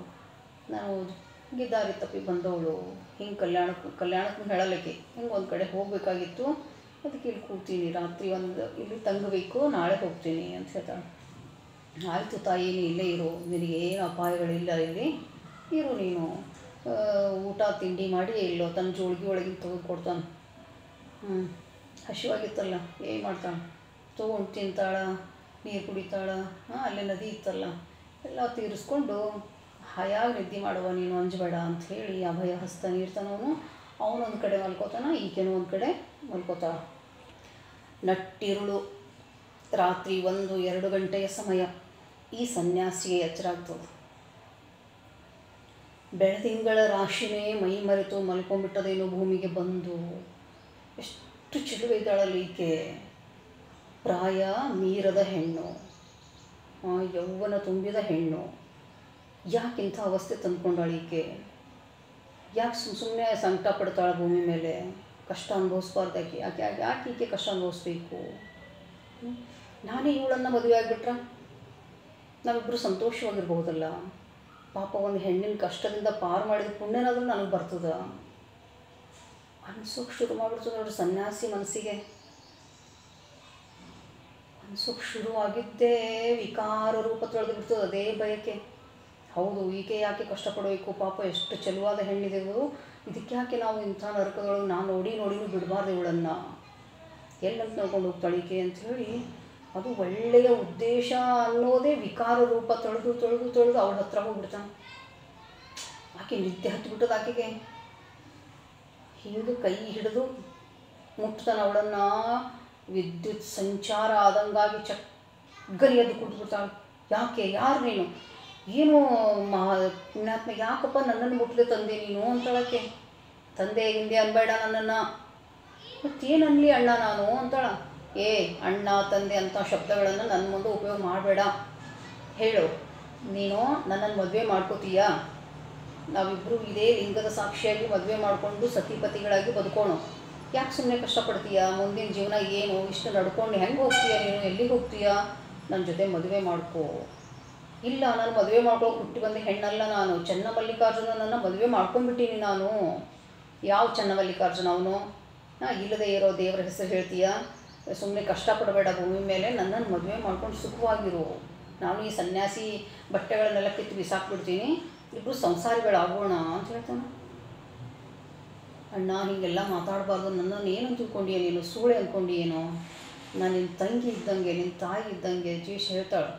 ಇವೆಲ್ಲ ಪುರಾಣ ನನ್ನ ಮುಂದೆ ಹೇಳಬೇಡ, ನಾವಿಬ್ಬರು ಮದುವೆ ಮಾಡಿಲ್ಲ, ಹೀಗೆ ಕೂಡೋಣ ಬಾ, ಈ ರಾತ್ರಿ ನನ್ನ ಜೊತೆ ಮಿಲನ ಮಹೋತ್ಸವ ಆಚರಿಸ್ಕೋ ಬಾ, ಇದಾದರೂ ಮಾಡು ಅದಾದರೂ ಎಲ್ಲದಕ್ಕೂ ಸೈ, ನೀ ನನಗೆ ಬೇಕು. ಸನ್ಯಾಸಿ ಪಟ್ಟಳು ಕೂತ್ಬಿಡ್ತಾನೋ, ಬಲಾತ್ಕಾರ ಮಾಡೋಕ್ಕೆ ಶುರು ಮಾಡ್ತಾನೆ. ಬಲವಂತವಾಗಿ ಅವಳನ್ನು ತಬ್ಕೊಳಕ್ಕೆ ಹೋದಾಗ ಅವನನ್ನು ನೂಕಿ ಹೋಗ್ಬಿಡ್ತಾಳಾಕೆ. ಅವನು ಸೀರೆ ಹಿಡ್ಕೊಂಡ್ಬಿಟ್ಟಿರ್ತಾನೆ, ಆಕೆಂದು ಸೀರೆ ನೀನೇ ಇಟ್ಕೊಂಡ್ಬಿಡು ಅಂತ ಹೇಳಿ ಬೆತ್ತಲೇನೆ ಓಡೋಗ್ಬಿಡ್ತಾಳೆ. ಕಾಡಿನೊಳಗೆ ಮಿಂಚಿನ ವೇಗದೊಳಗೆ ಓಡಿ ಮಾಯ ಆಗಿಬಿಡ್ತಾಳೆ. ಎಲ್ಲಿತ್ತೋ ಶಕ್ತಿ ಆಕೆಗೆ, ಪಾಪ ಮಧ್ಯೆ ನಿಶಕ್ತ ಆಗಿಬಿಟ್ಟಿದ್ರು ನಡೆದು ಬಂದು. ಅವ ಬೆನ್ನು ಹತ್ತಿ ಬರ್ತಾನೆ, ಪಂಜ್ ಇರ್ತದೆ ಅವನ ಕೈಯೊಳಗೆ, ದೀಪದ ಪಂಚು ಹಿಡ್ಕೊಂಡು ಬೆನ್ನು ಹತ್ತಿ ಬರ್ತಾನೆ. ಹೆಂಗಂದ್ರೆ ಎಷ್ಟು ಹೆದರಿತ್ತು ಹುಲ್ಲೆ, ಹೆಣ್ಣು ಹುಲ್ಲೆ ಹುಲಿ ಬೆನ್ನು ಹತ್ತಿದ್ರೆ ಎಷ್ಟು ಹೆದರ್ತದಲ್ಲ, ಹಂಗೆ ಲಿಂಗಮ್ಮ ಅಲ್ಲಿ ಇದ್ದಂಥ ಎತ್ತರವಾದ ಮರವನ್ನು ಯಾವ ಮಾಯೆಯೊಳಗೆ ಹತ್ತದೊಳಗೆ ಹೆಂಗೆ ಶಕ್ತಿ ಬಂತು ಆಕೆಗೆ ಗೊತ್ತಿಲ್ಲ. ಆ ಮರವನ್ನು ಸರಸರ ಹತ್ತಿ ಮೇಲೆ ಹತ್ತಿ ಕೂತ್ಬಿಟ್ರು. ಎದೆ ಢವ ಢವ ಢವ ಢವ ಹೊಡ್ಕೋತಾ ಇತ್ತು, ಮೈ ನಡುಗ್ತಾ ಇತ್ತು. ಮ್ಯಾಲ ಹತ್ತಿ ಕೂತಾಳ. ಮುಳ್ಳಿನ ಗಿಡ ಅದು ರಕ್ಷಿಸ್ಕೋಬೇಕು ಅನ್ನೋ ಭರದೊಳಗೆ ಅದೆಂಥ ಶಕ್ತಿ ಬಂದಿತ್ತು ಏನೋ. ಮರ ಹತ್ತು ಸೈದು ಗೊತ್ತಿಲ್ಲ ಆಕೆಗೆ. ಮರ ಹತ್ತಿ ಕೂತ್ಬಿಟ್ರು. ಕೆಳಗೆ ಇಳಿಬೇಕಂದ್ರೆ ಆತ ಹುಡುಕಾಡ್ತಾ ಇದ್ದಾನೆ ಪಂಚ್ ಹಿಡ್ಕೊಂಡು. ಮ್ಯಾಲೆ ಹತ್ತಾಳ ಅನ್ನೋದು ಅವನಿಗೆ ಕಲ್ಪನೆಯೇ ಇಲ್ಲ. ಇಲ್ಲೇ ಎಲ್ಲೋ ಹುಡುಗ ಅಂದ್ಕೊಂಡು ಪಂಚ್ ಹಿಡ್ದು ಹುಡುಕಾಡ್ದ 2 ತಾಸು 3 ತಾಸು ಹುಡುಕಾಡಿ ತಪ್ಪಿಸ್ಕೊಂಡ್ಬಿಡ್ತಲ್ಲಪ್ಪ ಜಿಂಕೆ ಅಂಥೇಳಿ ವಾಪಸ್ ಹೋದ. ಬೆಳಗಾಗೋ ತನಕ ಅದೇ ಗಿಡದಾಗ ಕೂತ್ಲಿಕ್ಕೆ ಚುಸ್ತಾಯಿದ್ದು. ಮುಳ್ಳೆಲ್ಲ ಮೈ ತುಂಬ ಚುಚ್ಚಲಿಗತ್ತಿದ್ದು ಈಕೆಗೆ. ಅಂದರೂ ಹೆದರಿಕೆ. ಸೂರ್ಯೋದಯ ಆಗೋದನ್ನೇ ಕಾಯ್ತಾ ದೇವರ ಧ್ಯಾನ ಮಾಡ್ತಾ ಅದೇ ಮರದಾಗ ಕೂತಳು. ಇಳಿಲಿಕ್ಕೆ ಬರೋದು, ಹತ್ತೋದು ಗೊತ್ತಿಲ್ಲ, ಇಳಿಯೋದು ಗೊತ್ತಿಲ್ಲ ಆಕೆಗೆ. ಜಿಗಿದು ಬಿಟ್ಲು. ಸತ್ರ ಸಾಯಿಲಿ ಅಂದ್ಕೊಂಡು ಸಾಯಲಿಲ್ಲ. ಸ್ವಲ್ಪ ಅಷ್ಟೇ ಹತ್ರ ಇರಲಿಲ್ಲ ಅದು. ಜಿಗಿದು ಬಿಟ್ಲು ಕೆಳಗೆ. ಕೆಳಗೆ ಜಿಗಿದ್ರು. ಸ್ವಲ್ಪ ಕಾಲಿನೋ ನೋವಾಯಿತು ಸ್ವಲ್ಪ. ಆದರೂ ಕುಂಟ್ತಾ ಆ ಕಾಡಿನ ಸಹವಾಸ ಬಿಟ್ಟು ದಾರಿ ಬಂತು. ಅದು ದೂರ ಹೋಗ್ತಾ ಒಂದು ಸಣ್ಣ ಊರಿತ್ತು, ಅಲ್ಲಿ ಹಳ್ಳಿ ಒಳಗೆ ಹೋಗಿ ಬೆತ್ತಲೆ ಆಗಿಬಿಟ್ಟಾಳೆ. ಪೂರ್ತಿ ನಗ್ನ ದೇಹಿ ಅಕ್ಕಮಹಾದೇವಿ. ಆ ಊರಿನ ಜನ ಯಾರೀಕೆ ಹೆಣ್ಣು ಮಕ್ಕಳ ಮರ್ಯಾದೆ ಕಳಿಯೋಕೆ ಬಂದುಬಿಟ್ಟಿರ್ತಾರೆ ಕೆಲವೊಬ್ಬರು. ಮರ್ಯಾದೆ ಅಂದರೆ ಏನು, ಈಕೆ ಹೆಣ್ಣು ಸಂಪ್ರದಾಯದ ಮನೆ ಹೆಣ್ಣು ಏನದು ಎಲ್ಲ ತಮ್ಮ ಮನಸ್ಸಿಗೆ ಬಂದಂಗೆ ಮಾತಾಡ್ತಿದ್ರು ಅಶ್ಲೀಲವಾದ ಪದಗಳನ್ನು ಉಪಯೋಗಿಸಿ. ಆಕೆ ಹೇಳ್ತಿದ್ರು, ಇಲ್ಲ ನಾನು ಸೂಳೆಯಲ್ಲ, ನಾನು ನಿಮ್ಮಂಥ ಮನೆತನದ ಹೆಣ್ಣೆ. ನಾನು ಕಲ್ಯಾಣ ಪಟ್ಟಣಕ್ಕೆ ಹೋಗ್ತಾ ಇದ್ದೀನಿ. ಕಲ್ಯಾಣ ಹುಚ್ಚಿಟ್ಕೊಂಡಳಿಕೆ ಹುಚ್ಚದಾಳಿಕೆ ಅಂಥೇಳಿ ಊರಾನು ಸಣ್ಣ ಮಕ್ಕಳು ಇರ್ತಾವೆ ನೋಡಿರಿ. ಅಂಥವ್ರು ಬಂದರೆ ಕಲ್ಲಿಲೆ ಹೊಡೆಯೋದು ಹೆಂಗೆ ಬೇಕಂಗೆ ಮಾಡ್ತಿರ್ತಾರಲ್ಲ, ಹಂಗೆ ಆಕೆಗೂ ಹುಚ್ಚಿ ಥರ ಮಾಡ್ಲಿಕ್ಕೆ ಶುರು ಮಾಡಿಬಿಟ್ರು. ಕಲ್ಲಿಲೆ ಹೊಡೆದ್ರು. ಏನು ಅಸಹ್ಯವಾಗಿ ನಡ್ಕೊಳ್ಳಿಕ್ಕತ್ತು. ಈಕೆ ಹಂಗಪ್ಪ ಮಾಡೋದು ಹಸಿ ಬಂದಾಗ್ಬಿಟ್ಟದು. ಹಸಿವೊಂದಾಗ್ಬಿಟ್ಟದು. ಈಗ ಅಹಂಕಾರ ಅನ್ನೋದು ಅಡ್ಡ ಬಂದು ನಿಂತು ಭಿಕ್ಷೆ ಬೇಡಬೇಕಲ್ಲ. ಭಿಕ್ಷೆ ಬೇಡಬೇಕಂದ್ರೆ ಹೋಗಿ ಭವತಿ ಭಿಕ್ಷಾಂದೇಹಿ ಅನ್ನಲೇಬೇಕು. ಅನ್ಯರ ಮುಂದೆ ಕೈ ಚಾಚಿ ಅನ್ನ ತಿಂದು ಅಡ್ಡ ಬರ್ಲಿಕ್ಕತ್ತು ಅಹಂ. ಬೇಡ ಸತ್ರು ಸಾಯಿ ಹಾಗೆ ಸಾಯಿ ಅಲ್ಲಿಗತ್ತು ಮನಸ್ಸು.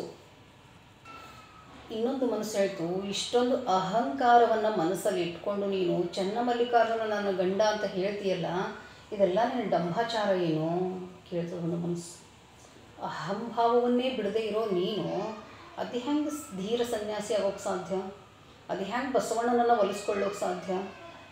ನಿನ್ನೊಳಗಿನ ಈ ದುರ್ಗುಣವನ್ನು ಸುಟ್ಟು ಬೂದಿ ಮಾಡೋ ತನಕ ನೀನು ಆ ಸ್ಥಾನಕ್ಕೆ ಹೋಗೋಕ್ಕೆ ಸಾಧ್ಯ ಇಲ್ಲ ಅಂತೂ ಮನಸ್ಸಿನ ಉಪದೇಶ ಅದೇ ಬೆನ್ನು ಹತ್ತಿದಳು. ಒಂದು ಮನೆ ಮುಂದೆ ಹೋಗಿ ನಿಂತು, ಅಮ್ಮ ಏನಾದರೂ ತಿನ್ಲಿಕ್ಕೆ ಕೊಡ್ರಿ ಅಂದರು. ಮೊದಲನೇ ಮನೆಯಿಂದಲೇ ಬೈಗಳ ಬಂತು, ಹೋಗಿ ಮುಂಜಾನೆ ಬಂದುಬಿಡ್ತಾರೆ ಇಂಥವ್ರು, ಹೋಗ ಮುಂದಿನ ಮನೆಗೆ ಅಂಥೇಳಿ. ದೇವರ ಪ್ರಸಾದ ಅಂತ ಮುಂದೆ ಹೋಗ್ತಾರೆ. ಹುಡುಗರಂತೂ ಕಲ್ಲು ಹಿಡ್ಕೊಂಡು ಬೆನ್ನೆ ಹತ್ತಿಬಿಟ್ಟಿದ್ರು. ಆ ಊರನ್ನು ಕಾಮುಕರು, ಪುಂಡರು, ಲಪಂಡಗರು ಇರ್ತಾರಲ್ಲ, ಕೆಟ್ಟ ದೃಷ್ಟಿಯಿಂದ ನೋಡ್ತಾ ಇದ್ರು. ಯಾಕೆ ಬೆತ್ತಲೇನು ಬಂದಾಳ ಅಂದರೆ ಹುಚ್ಚಿದಾಳೇನೋ ಅನ್ನೋದು ಅವ್ರದ್ದು ಅಭಿಪ್ರಾಯ. ಹಾಗೆ ಮತ್ತೊಂದು ಮನೆ ಮುಂದೆ ಹೋಗಿದ್ರು. ಭವತಿ ಭಿಕ್ಷಾಂದೇಹಿ. ಒಳಗಿನಿಂದ ಒಬ್ಬಳು ತಂದಳು, ಅನ್ನ ತಂದಳು. ಒಂದು ಬೊಗಸಿ ಒಳಗೆ ಹಾಕಿದಳಕ್ಕೆ ಪ್ರಸಾದ ಸ್ವೀಕಾರ ಮಾಡೋಳಿಕೆ. ಕೆಟ್ಟ ವಾಸನೆ ಬರ್ತಾಯಿತ್ತು ಅನ್ನೋದ್ರಿಂದ ಹಳಸಿದ ಅನ್ನ ಹಾಕಿಬಿಟ್ಟಳು. ಇರಲಿ ಮಹಾದೇವನ ಪ್ರಸಾದ, ಚನ್ನಮಲ್ಲಿಕಾರ್ಜುನ ಪ್ರಸಾದ ಇದು ಅಂಥೇಳಿ ಅದನ್ನೇ ಸ್ವೀಕಾರ ಮಾಡ್ಬೇಕಂತಿರ್ತಾಳೆ. ಒಂದು ನಾಯಿ ಬಂದು ಮುಂದೆ ನಿಂತು ಬಿಟ್ಟಿರ್ತದೆ, ಕಿತ್ಕೊಂಡ್ಬಿಡ್ತದೆ ಅದು ನಾಯಿ ಪೂರ್ತಿ. ಇದು ಅವನಿಗೆ ಯೋಗ್ಯ ಅಂತ ಅವನಿಗೆ ಕೊಟ್ಬಿಡ್ತಾಳೆ, ಚನ್ನಮಲ್ಲಿಕಾರ್ಜುನಿಗೆ ಅಂಥೇಳಿ. ಹಸಿದು ಹೊಟ್ಟೆಯಿಂದಲೇ ನಡೀತಾ ಊರನ್ನು ದಾಟಿಬಿಡ್ತಾಳೆ. ಭಾಳ ಹಸಿವಾಗಿರ್ತದೆ, ಹೊಟ್ಟಾಗಿ ಏನೂ ಇಲ್ಲ, ನಿಸ್ತ್ರಾಣ ಆಗಿಬಿಡ್ತಾಳೆ. ತಲೆಯೆಲ್ಲ ತಿರುಗ್ತಿರ್ತದೆ, ಚಕ್ರ ಬರ್ತಿರ್ತದೆ. ಹೋಗ್ತಾ ದಾರಿ ಮಧ್ಯ ಯಾರೂ ಇರಲಿಲ್ಲ. ಅದು ನಿರ್ಜನ ಪ್ರದೇಶ. ದಾರಿ ಜನ ಏನೋ ಅವರೆಲ್ಲವರು ಓಡಾಡಿ ಹೋಗುವಂಥ ದಾರಿನೇ, ಆದರೆ ಆವಾಗ ನಿರ್ಜನ ಪ್ರದೇಶ. ಹೋಗ್ತಾ ಮೋಡಗಳು ಕಟ್ಕೊಂಡ್ಬಿಡ್ತಾವೆ ಆಕಾಶದೊಳಗೆ. ಬಹಳ ಕರ್ರಗಿನ ಮೋಡಗಳು ಮುತ್ಕೋತಾವೆ. ಅದು ಮಳೆಗಾಲ. ಮುತ್ಕೊಂಡು ಆಕಿ ಹೋಗ್ತಾ ಇರಬೇಕಾದ್ರೆ ದಾರಿ ಒಳಗೆ ಕುಂಭದ್ರೋಣ ಮಳೆ ಅಂದ್ರೆ ಗೊತ್ತಾಗ್ತದ, ಇಂತಿಂಥ ಒಂದೊಂದು ಚೆಂಡಿನ ಗಾತ್ರದ ಹನಿಗಳು. ಅಂಥ ಮಳೆ ಸುರಿಯೋಕ್ಕೆ ಶುರು ಮಾಡಿಬಿಡ್ತದೆ ನೋಡ್ರಿ ದಾರಿಯೊಳಗೆ. ಮೊದಲೇ ಶಕ್ತಿಹೀನ ಆಗಿಕೆ ಕೂತಾಳ. ಅಂಥ ಮಳೆಗಳು, ಹನಿಗಳು ಈಕೆಗೆ ಬಡಿದು ಏನಾಗ್ಬಿಡ್ತಾಳ, ಎಚ್ಚರ ತಪ್ಪಿ ಮೂರ್ಛೆ ಹೋಗಿ ದಾರಿನ ಬಿದ್ದುಬಿಡ್ತಾಳೆ. ಅರಿವೇ ಇಲ್ಲ ಆಕೆಗೆ. ಬಹಳ ಕಲ್ಲಿನಿಂದ ಹೊಡೆದಿರ್ತಾರ, ಅಲ್ಲಿ ಇಲ್ಲಿ ರಕ್ತ ಸೋರ್ತಿರ್ತದ, ಹೊಟ್ಟೆಗಿನೂ ಇಲ್ಲ, ಬೈಗಳುಗಳು ಒಳಗೆ ಎಲ್ಲ ಮೀರಿ ನಡೆದಿದ್ರು. ಎಲ್ಲ ಮೀರಿ ಹೊಂಟು ಬಿಟ್ಟಿದೊಳಕ್ಕೆ ಮ್ಯಾಲ ಅವನು ವರುಣದೇವನ ಕೋಪ ಒಂದು ಬಿದ್ದೇ ಬಿಡ್ತಾಳೆ ಮೂರ್ಛೆ ಹೋಗಿ. ಮಳೆ 1 ಗಂಟೆ 2 ಗಂಟೆ ಜಡದು ಬಂದಾಯಿತು. ಒಂದು ಸತಿ ಬಂದಾಗೇ ಬೇಕಲ್ಲ. ಅದೇ ದಾರಿಯಾಗಿ ಎಲ್ಲಿಂದೋ ಬರ್ತಾಯಿದ್ರು ಒಂದು ಬಂಡಿ. ಅವಾಗೆಲ್ಲ ಸವಾರಿ ಬಂಡಿಗಳೇ. ಸಾಹುಕಾರ, ಆ ಊರಿನ ಸಾಹುಕಾರ ಆತ, ಮುಂದಿನ ಊರಿನ ಸಾಹುಕಾರ ಈ ಊರಿಗೆ ಬಂದು ಊರಿಗೆ ಹೋಗ್ತಾ ಇದ್ದ. ಇದು ದಾರಿಯೊಳಗೆ ಒಂದು ಹೆಣ್ಣು ಮಗು ಬಿದ್ದದ ಅಂಥೇಳಿ ಅವ ಸವಾರ ಹೇಳ್ತಾನೆ, ಅವ್ರ ಮನೆ ಆಳು ಯಾರು ನೋಡೋಣ ಅಂಥೇಳಿ ಅವರು ಕೆಳಗಿಳಿದು ಬಂದು ನೋಡ್ತಾರ. ಇನ್ನು ಜೀವಂತದಾಳ, ಎಂಥ ಸುಂದರ ಚಲುವೆ ಈಕೆ ಹುಡುಗಿ, ಇಂಥ ಸಣ್ಣ ಮಗು ಇದು. ಆ ಸಾಹುಕಾರ ಇಂಥ ಮಗು ಇಲ್ಲಾಕೆ ಬಂದು ಬಿದ್ದದು ಇದು ಅಂಥೇಳಿ ಎತ್ತಿ ಗಾಡಿಯೊಳಗೆ ಹಾಕೊಂಡು ಮನೆಗೆ ತೊಗೊಂಡು ಹೋಗ್ತಾರೆ. ಆಕೆನ ತೊಗೊಂಡೋಗಿ ಉಪಚಾರ ಮಾಡ್ತಾರೆ. ಗಂಡ ಹೆಂಡತಿ ಇಬ್ಬರು, ಸಾಹುಕಾರನ ಹೆಂಡತಿ. ವೈದ್ಯರನ್ನು ಕರೆಸಿ ಉಪಚರಿಸಿ ಬಹಳ ಪ್ರೀತಿಯಿಂದ ನೋಡ್ಕೋತಾರೆ ಅವಳನ್ನು, ಮಹಾದೇವಿಯನ್ನು. ಯಾರು ನೀನು ಎಲ್ಲ ಕೇಳ್ತಾರೆ. ಆಕೆ ಎಲ್ಲ ಹೇಳ್ತಾಳೆ, ನಾನು ಹಿಂಗೆ ಕಲ್ಯಾಣ ಪಟ್ಟಣಕ್ಕೆ ಹೋಗ್ತಾ ಇದ್ದೀನಿ, ದಾರಿ ಮಧ್ಯೆ ಹಿಂಗೆಲ್ಲ ಅವಾಂತರಗಳಾದವು, ನನ್ನ ಕಷ್ಟಗಳಾದವು, ಹೊಟ್ಟೆಗೆ ಏನಿರಲ್ಲ, ಅದಕ್ಕೆ ಆ ರೀತಿ ಮೂರ್ಛೆ ಹೋಗಿ ಬಿದ್ದಿದ್ದೆ ನಾನು. ತಾಯಿ ಅಂಥ ದಿವ್ಯ ಕಳೆ ನೀನು, ನಿನ್ನ ಮುಖದಲ್ಲಿ ಎಂಥ ತೇಜಸ್ವಿ ಮಾನಿನಿ ಇದೆಯಾ ನೀನು, ಯಾಕಿಂಥ ಅವಸ್ಥೆ ತಂದ್ಕೊಂಡೆ? ನಿಮ್ಮ ಮನೆಯಾಗ ಹೋಗಿ ಬಿಟ್ಟು ಬರ್ತಿದ್ರಲ್ಲ ಕಲ್ಯಾಣ ಪಟ್ಟಣಕ್ಕೆ ಹೋಗ್ತೀನಿ ಅಂತಿದ್ರೆ, ನೀನೇ ಯಾಕೆ ಹೋಗ್ತಾ ಇದ್ದೀಯಾ? ನಡೆದಂಥದ್ದೆಲ್ಲ ಹೇಳಿದಳಾಕೆ. ಕೌಶಿಕನ ಅರಮನೆಯೊಳಗೆಲ್ಲ ನಡೆದಂಥ ವಿಷಯ ಎಲ್ಲ ಹೇಳಿದಳು. ತಾಯಿ ಅವೆಲ್ಲ ಜೀವನದೊಳಗೆ ಬಂದು ಹೋಗುವಂಥವಳಿಗೆ ಹೆಣ್ಣಾಗಿ ನೀನು ಅವಕ್ಕೆಲ್ಲ ತಲೆ ಕೊಟ್ಕೊಂಡು ಹೋದೆ ಅಂದ್ರೆ ಬದುಕ್ತಿ ಹೆಂಗಮ್ಮ ನೀನು? ಶೇಷ ಹತ್ರ ತಂದೆ ತಾಯಿ ಥರ ಆಕೆಗೆ ಅಲ್ಲೇ ಇರಬೇಕು ಅಂಥೇಳಿ ಎಲ್ಲ ಸುತ್ತಮುತ್ತಲಿನ ಜನ ಆಗ್ರಹ ಮಾಡ್ತಾರೆ. ಒಳ್ಳೆ ಹೆಣ್ಮಗಳು ಆಕೆ. ಆಯಿತು, ನಿಮ್ಮ ಇಚ್ಛೆನೇ ಪೂರೈಸ್ತದೆ, ನಾನು ನಿಮ್ಮಲ್ಲಿ ಇರ್ತೀನಿ, ನನಗೆ ತಿಳಿದಂಥ ಜ್ಞಾನವನ್ನು ನಿಮ್ಮ 3 ಜನಕ್ಕೆ ಧಾರೆ ಎರಿತೀನಿ ನಾನು ಅಂಥೇಳಿ ಮಹಾದೇವಿ ಅಲ್ಲೇ ಇರಲಿಕ್ಕೆ ಒಪ್ಕೋತಾಳೆ. ಲಿಂಗಮ್ಮ 3 ತಿಂಗಳ ತನಕ ಆರೈಕೆ ಒಳಗೆ, ಅವ್ರ ಪ್ರೀತಿ ಒಳಗೆ, ಅಕ್ಕರೆ ಒಳಗೆ ಅಗ್ದಿ ಮತ್ತು ಮೊದಲಿನ ಥರನೇ ಲವಲವಿಕೆಯಿಂದ ಆರೋಗ್ಯವಂತ ಹುಡುಗಿ ಆಗ್ತಾಳೆ. ಎಲ್ಲರಿಗೂ ತನಗೆ ತಿಳಿದಂಥ ವಚನಗಳನ್ನು ಹೇಳೋದು, ಏನಾದರೂ ಕಥೆಗಳನ್ನು ಹೇಳೋದು, ಹಾಡುಗಳನ್ನು ಹಾಡೋದು, ಒಳ್ಳೆ ಭಕ್ತಿಪೂರ್ವಕ ಭಜನೆಗಳನ್ನು ಮಾಡಿಸೋದು, ಹಿಂಗೆ ಸತ್ಸಂಗ ಅಂತೀವಲ್ಲ ಅಂಥ ಸತ್ಸಂಗಗಳನ್ನು ಏರ್ಪಡಿಸ್ತಾ 3 ತಿಂಗಳ ಕಾಲ ಆ ಸಾಹುಕಾರನ ಮನೆಯೊಳಗೆ ಕಳೀತಾಳೆ ಮಹಾದೇವಿ. ಮಹಾದೇವನ ಮಡದಿ ಮಹಾದೇವಿ ಲಿಂಗಮ್ಮ. ಮುಂದೆ ನಾ ಕಲ್ಯಾಣ ಪಟ್ಟಣಕ್ಕೆ ಹೋಗಲೇಬೇಕು, ಎಷ್ಟು ದಿನ ನಿಮ್ಮ ಮನೆಯೊಳಗಿರಲಿ, ನನ್ನ ಗುರಿ ಕಲ್ಯಾಣ ಪಟ್ಟಣ, ಈ ಊರಲ್ಲ, ದಯವಿಟ್ಟು ನನ್ನನ್ನು ಕಳಿಸ್ಕೊಡ್ರಿ, ಮುಂದಿನ ಜೀವನ ನಾನೇ ಹೋಗ್ತೀನಿ, ನೀವು ಯಾರೂ ತೊಂದರೆ ತೊಗೊಳೋದು ಬೇಡ, ನನ್ನ ಜೊತೆ ಯಾರೂ ಬರೋದು ಬೇಡ, ನಾ ಹೋಗ್ತೀನಿ ಅಂಥೇಳಿ ಅವ್ರಿಗೆಲ್ಲರಿಗೂ ಒಪ್ಪಿಸಿ, ಬೇಡ ಎಷ್ಟು ಹೇಳ್ತಿರ್ತಾರೆ ಅವ್ರು ಸಾಹುಕಾರ ಹೆಂಡತಿ ಎಲ್ಲ ಸ್ವಂತ ಮಗಳೇ ಆಗಿಬಿಟ್ಟಿದ್ಳಾಕಿ. ಅವರಿಗೂ ಮಕ್ಕಳು ಇರಲಿಲ್ಲ, ನನ್ನ ಮಗಳಾಗಿದ್ದರು ನನ್ನ ಜೊತೆ ಅಂತಿರ್ತಾರವರು. ಒಪ್ಪಲ್ಲಕ್ಕೆ ಲೋಕ ಕಲ್ಯಾಣಕ್ಕೋಸ್ಕರ ಯಾರೆಲ್ಲನೂ ತ್ಯಾಗ ಮಾಡಿರ್ತಾರೆ, ನಾನು ಇಷ್ಟಾದರೂ ಮಾಡೋದು ಬೇಡೇನೋ, ನನಗೆ ಕಲ್ಯಾಣ ಪಟ್ಟಣಕ್ಕೆ ಹೋಗಬೇಕು, ಬಸವನ ಪಾದದರ್ಶನ ಮಾಡಬೇಕು ಅಂತೇಳಿ ತಿಳಿಸಿ ಹೇಳಿ ಅಲ್ಲಿಂದ ತೆರಳೋ ಸಂದರ್ಭದೊಳಗೆ ಊರು ಜನ ಎಲ್ಲ ಇವಳನ್ನು ಬೀಳ್ಕೊಡೋಕೆ ದಾರಿ ತನಕ ಬಂದಿರ್ತಾರೆ. ಸಾಹುಕಾರನ ಮನಸ್ಸು ಕೇಳ್ತಾ ಇಲ್ಲ, ಅಮ್ಮ ನೀನು ನನ್ನ ಕಣ್ಣು ಮುಂದೆನೇ ಒಬ್ಬಳೇ ಹೋಗೋದಕ್ಕೆ ನನಗೆ ನೋಡ್ಲಿಕ್ಕಾಗಲ್ಲ, ನನ್ನ ಕಣ್ಣಿಂದ ಮರೆಯಾಗೋದನ್ನು ನಮ್ಮ ಸೇವಕರನ್ನು ಕರ್ಕೊಂಡು ಹೋಗು ಬಂಡಿ ಒಳಗೆ ಅಂಥೇಳಿ ಒತ್ತಾಯ ಮಾಡಿ ಬಂಡಿ ಒಳಗೆ ಕಳಿಸ್ಕೊಡ್ತಾನೆ ಸೇವಕನ ಜೊತೆ. ಎಲ್ಲಿ ತನಕ ಸಾಧ್ಯನೋ ಅಲ್ಲಿ ತನಕ ಅವಳನ್ನು ಬಿಟ್ಟು ಬಾ ನೀನು, ಮುಂದಿನ ನಾ ಏನು ಮಾಡಿ, ಶಿವನಿಚ್ಛೆ ಆಯಿತು ಅಂಥೇಳಿ ಸವಾರ ಬಂಡಿ ಒಳಗೆ ಕೂರಿಸ್ಕೊಂಡು ಹೋಗಿ ಎಷ್ಟು ದೂರ ನಡೆಯೋಕ್ಕೆ ಸಾಧ್ಯ ಎತ್ತುಗಳಿಗಾದರೂ, ಪಾಪ ಅವನು ಕೂಡ ಪ್ರಯತ್ನ ಮಾಡಿ ಸಾಕಷ್ಟು ದೂರನೇ ಅವಳನ್ನು ಬಿಟ್ಟು ಬಂದ್ಬಿಡ್ತಾನೆ. ಮುಂದಿಂದು ಆಕೆ ಹೆಂಗೆ ಹೋಗ್ತಾಳೆ, ಎಲ್ಲಿ ಓಡ್ತಳಿ ಎಲ್ಲಿ ಕಲ್ಯಾಣ, ಒಂದಕ್ಕೊಂದು ವಿರುದ್ಧ ದಿಕ್ಕು, ದೂರಕ್ಕೆ ಓಕೆನಾ ಗಜಾಂತರ ವ್ಯತ್ಯಾಸದ ಭಾಳ ದೂರ ಅದು ಪಟ್ಟಣ ಕಲ್ಯಾಣ. ಇದು ಇಲ್ಲಿ ಹೋಗ್ತಾ ಇದ್ದಳು ದಾರಿಯುದ್ದಕ್ಕೂ ಅಪಮಾನಗಳು, ನೋವುಗಳು, ಕೆಣಕೋರು, ಕಾಮುಕರು ಬಂದು ಹಿಂಸೆ ಕೊಡೋರು, ಇಲ್ಲ ಸಲ್ಲದ ಮಾತಾಡಿ ಗೋಳಾಡಿಸೋರು, ಅವಳ ಅಂದ ಚಂದಕ್ಕೆ ಬೆಲೆ ಕಟ್ಟೋರು, 1-2 ನಮೂನೆಯ ಯಾತನೆಗಳನ್ನು ಅಕ್ಕ ಮಹಾದೇವಿ ಅನುಭವಿಸಲೇ ಇಲ್ಲ ಅವಾಗ. ಈಗಿನ ಹೆಣ್ಣುಮಕ್ಕಳು ಯಾರೂ ಅಷ್ಟು ವೇದನೆ ಅನುಭವಿಸೋಕ್ಕೆ ಸಾಧ್ಯನೇ ಇಲ್ಲ ಅಂತ ತಿಳ್ಕೊಂಡ್ಬಿಡ್ಬೇಕು. ಅದಕ್ಕೋಸ್ಕರನೇ ಆಕೆಯ ವಚನಗಳನ್ನು ಏನಂತಾರ, ನಿವೇದನಾತ್ಮಕ ವಚನಗಳು. ದಾರಿ ಉದ್ದಕ್ಕೂ ಆಕೆಗೆ ಜೊತೆಯಾಗಿದ್ದವ್ರು ಯಾರು? ದೇವರು. ಯಾರಲ್ಲಿ ಹೇಳ್ಕೋಬೇಕು ಆಕೆ ತನಗಾದಂಥ ಈ ನೋವು ಸಂಕಟಗಳೆಲ್ಲವನ್ನು, ಅಪಮಾನಗಳನ್ನೆಲ್ಲ ದೇವರಿಗೆ ಅರ್ಪಿಸಿಬಿಟ್ಲು, ದೇವರಲ್ಲೇ ನಿವೇದನೆ ಮಾಡಿಕೊಂಡ್ಳು. ಈ ಲೋಕದೊಳಗೆ ಹುಟ್ಟಿ ಬಂದಾಗ ಇವೆಲ್ಲವೂ ಸಹಜ. ಅದಕ್ಕೆ ಬರೆದೊಳಕಿ ಇದನ್ನು, ಏನೋ ಬೆಟ್ಟದ ಮೇಲೊಂದು ಮನೆಯ ಮಾಡಿ, ಈ ಎಲ್ಲ ಮೃಗಗಳಿರವೆ, ಹುಟ್ಟಿ ಬಂದೀವಿ ನಾವು ಈ ಭವದ ಅರಣ್ಯಕ್ಕೆ, ಇಲ್ಲಿ ಮೃಗ ಜಂತುಗಳೆಲ್ಲ ಇರವೆ, ಅವು ಬಂದು ಕೆಣಕ್ತವೆ, ಕಾಡ್ತವೆ, ಕೆಲವೊಂದು ಏನೇನೋ ಮಾಡಿ ನಮ್ಮ ಬದುಕನ್ನು ಬಲಿ ತೊಗೊಂಡು ಹೋಗ್ತವ. ಅದಕ್ಕೆಲ್ಲ ಹೆದರಬಾರ್ದು, ಸಮಾಧಾನವಾಗಿರಬೇಕು. ಎಷ್ಟು ತಿಳುವಳಿಕೆ ಆಕೆಗೆ, ಅಷ್ಟು ಸಣ್ಣ ವಯಸ್ಸಿಗೆ ಅಷ್ಟು ತಿಳುವಳಿಕೆ ಅಂತಂದ್ರೆ, ನಮಗೆಲ್ಲ ಇಡೀ ಅರ್ಧ ವಯಸ್ಸೇ ಆಗಿರ್ತದೆ, ಇನ್ನೂ ತಿಳುವಳಿಕೆ ಬಂದಿರಲ್ಲ ಅಲ್ಲ, ಇನ್ನೂ ಗೋಳಾಡ್ತಾನೆ ಇರ್ತೀವಿ ಜೀವನದೊಳಗೆ. ನಡೀತಾ ಹೋದಳು.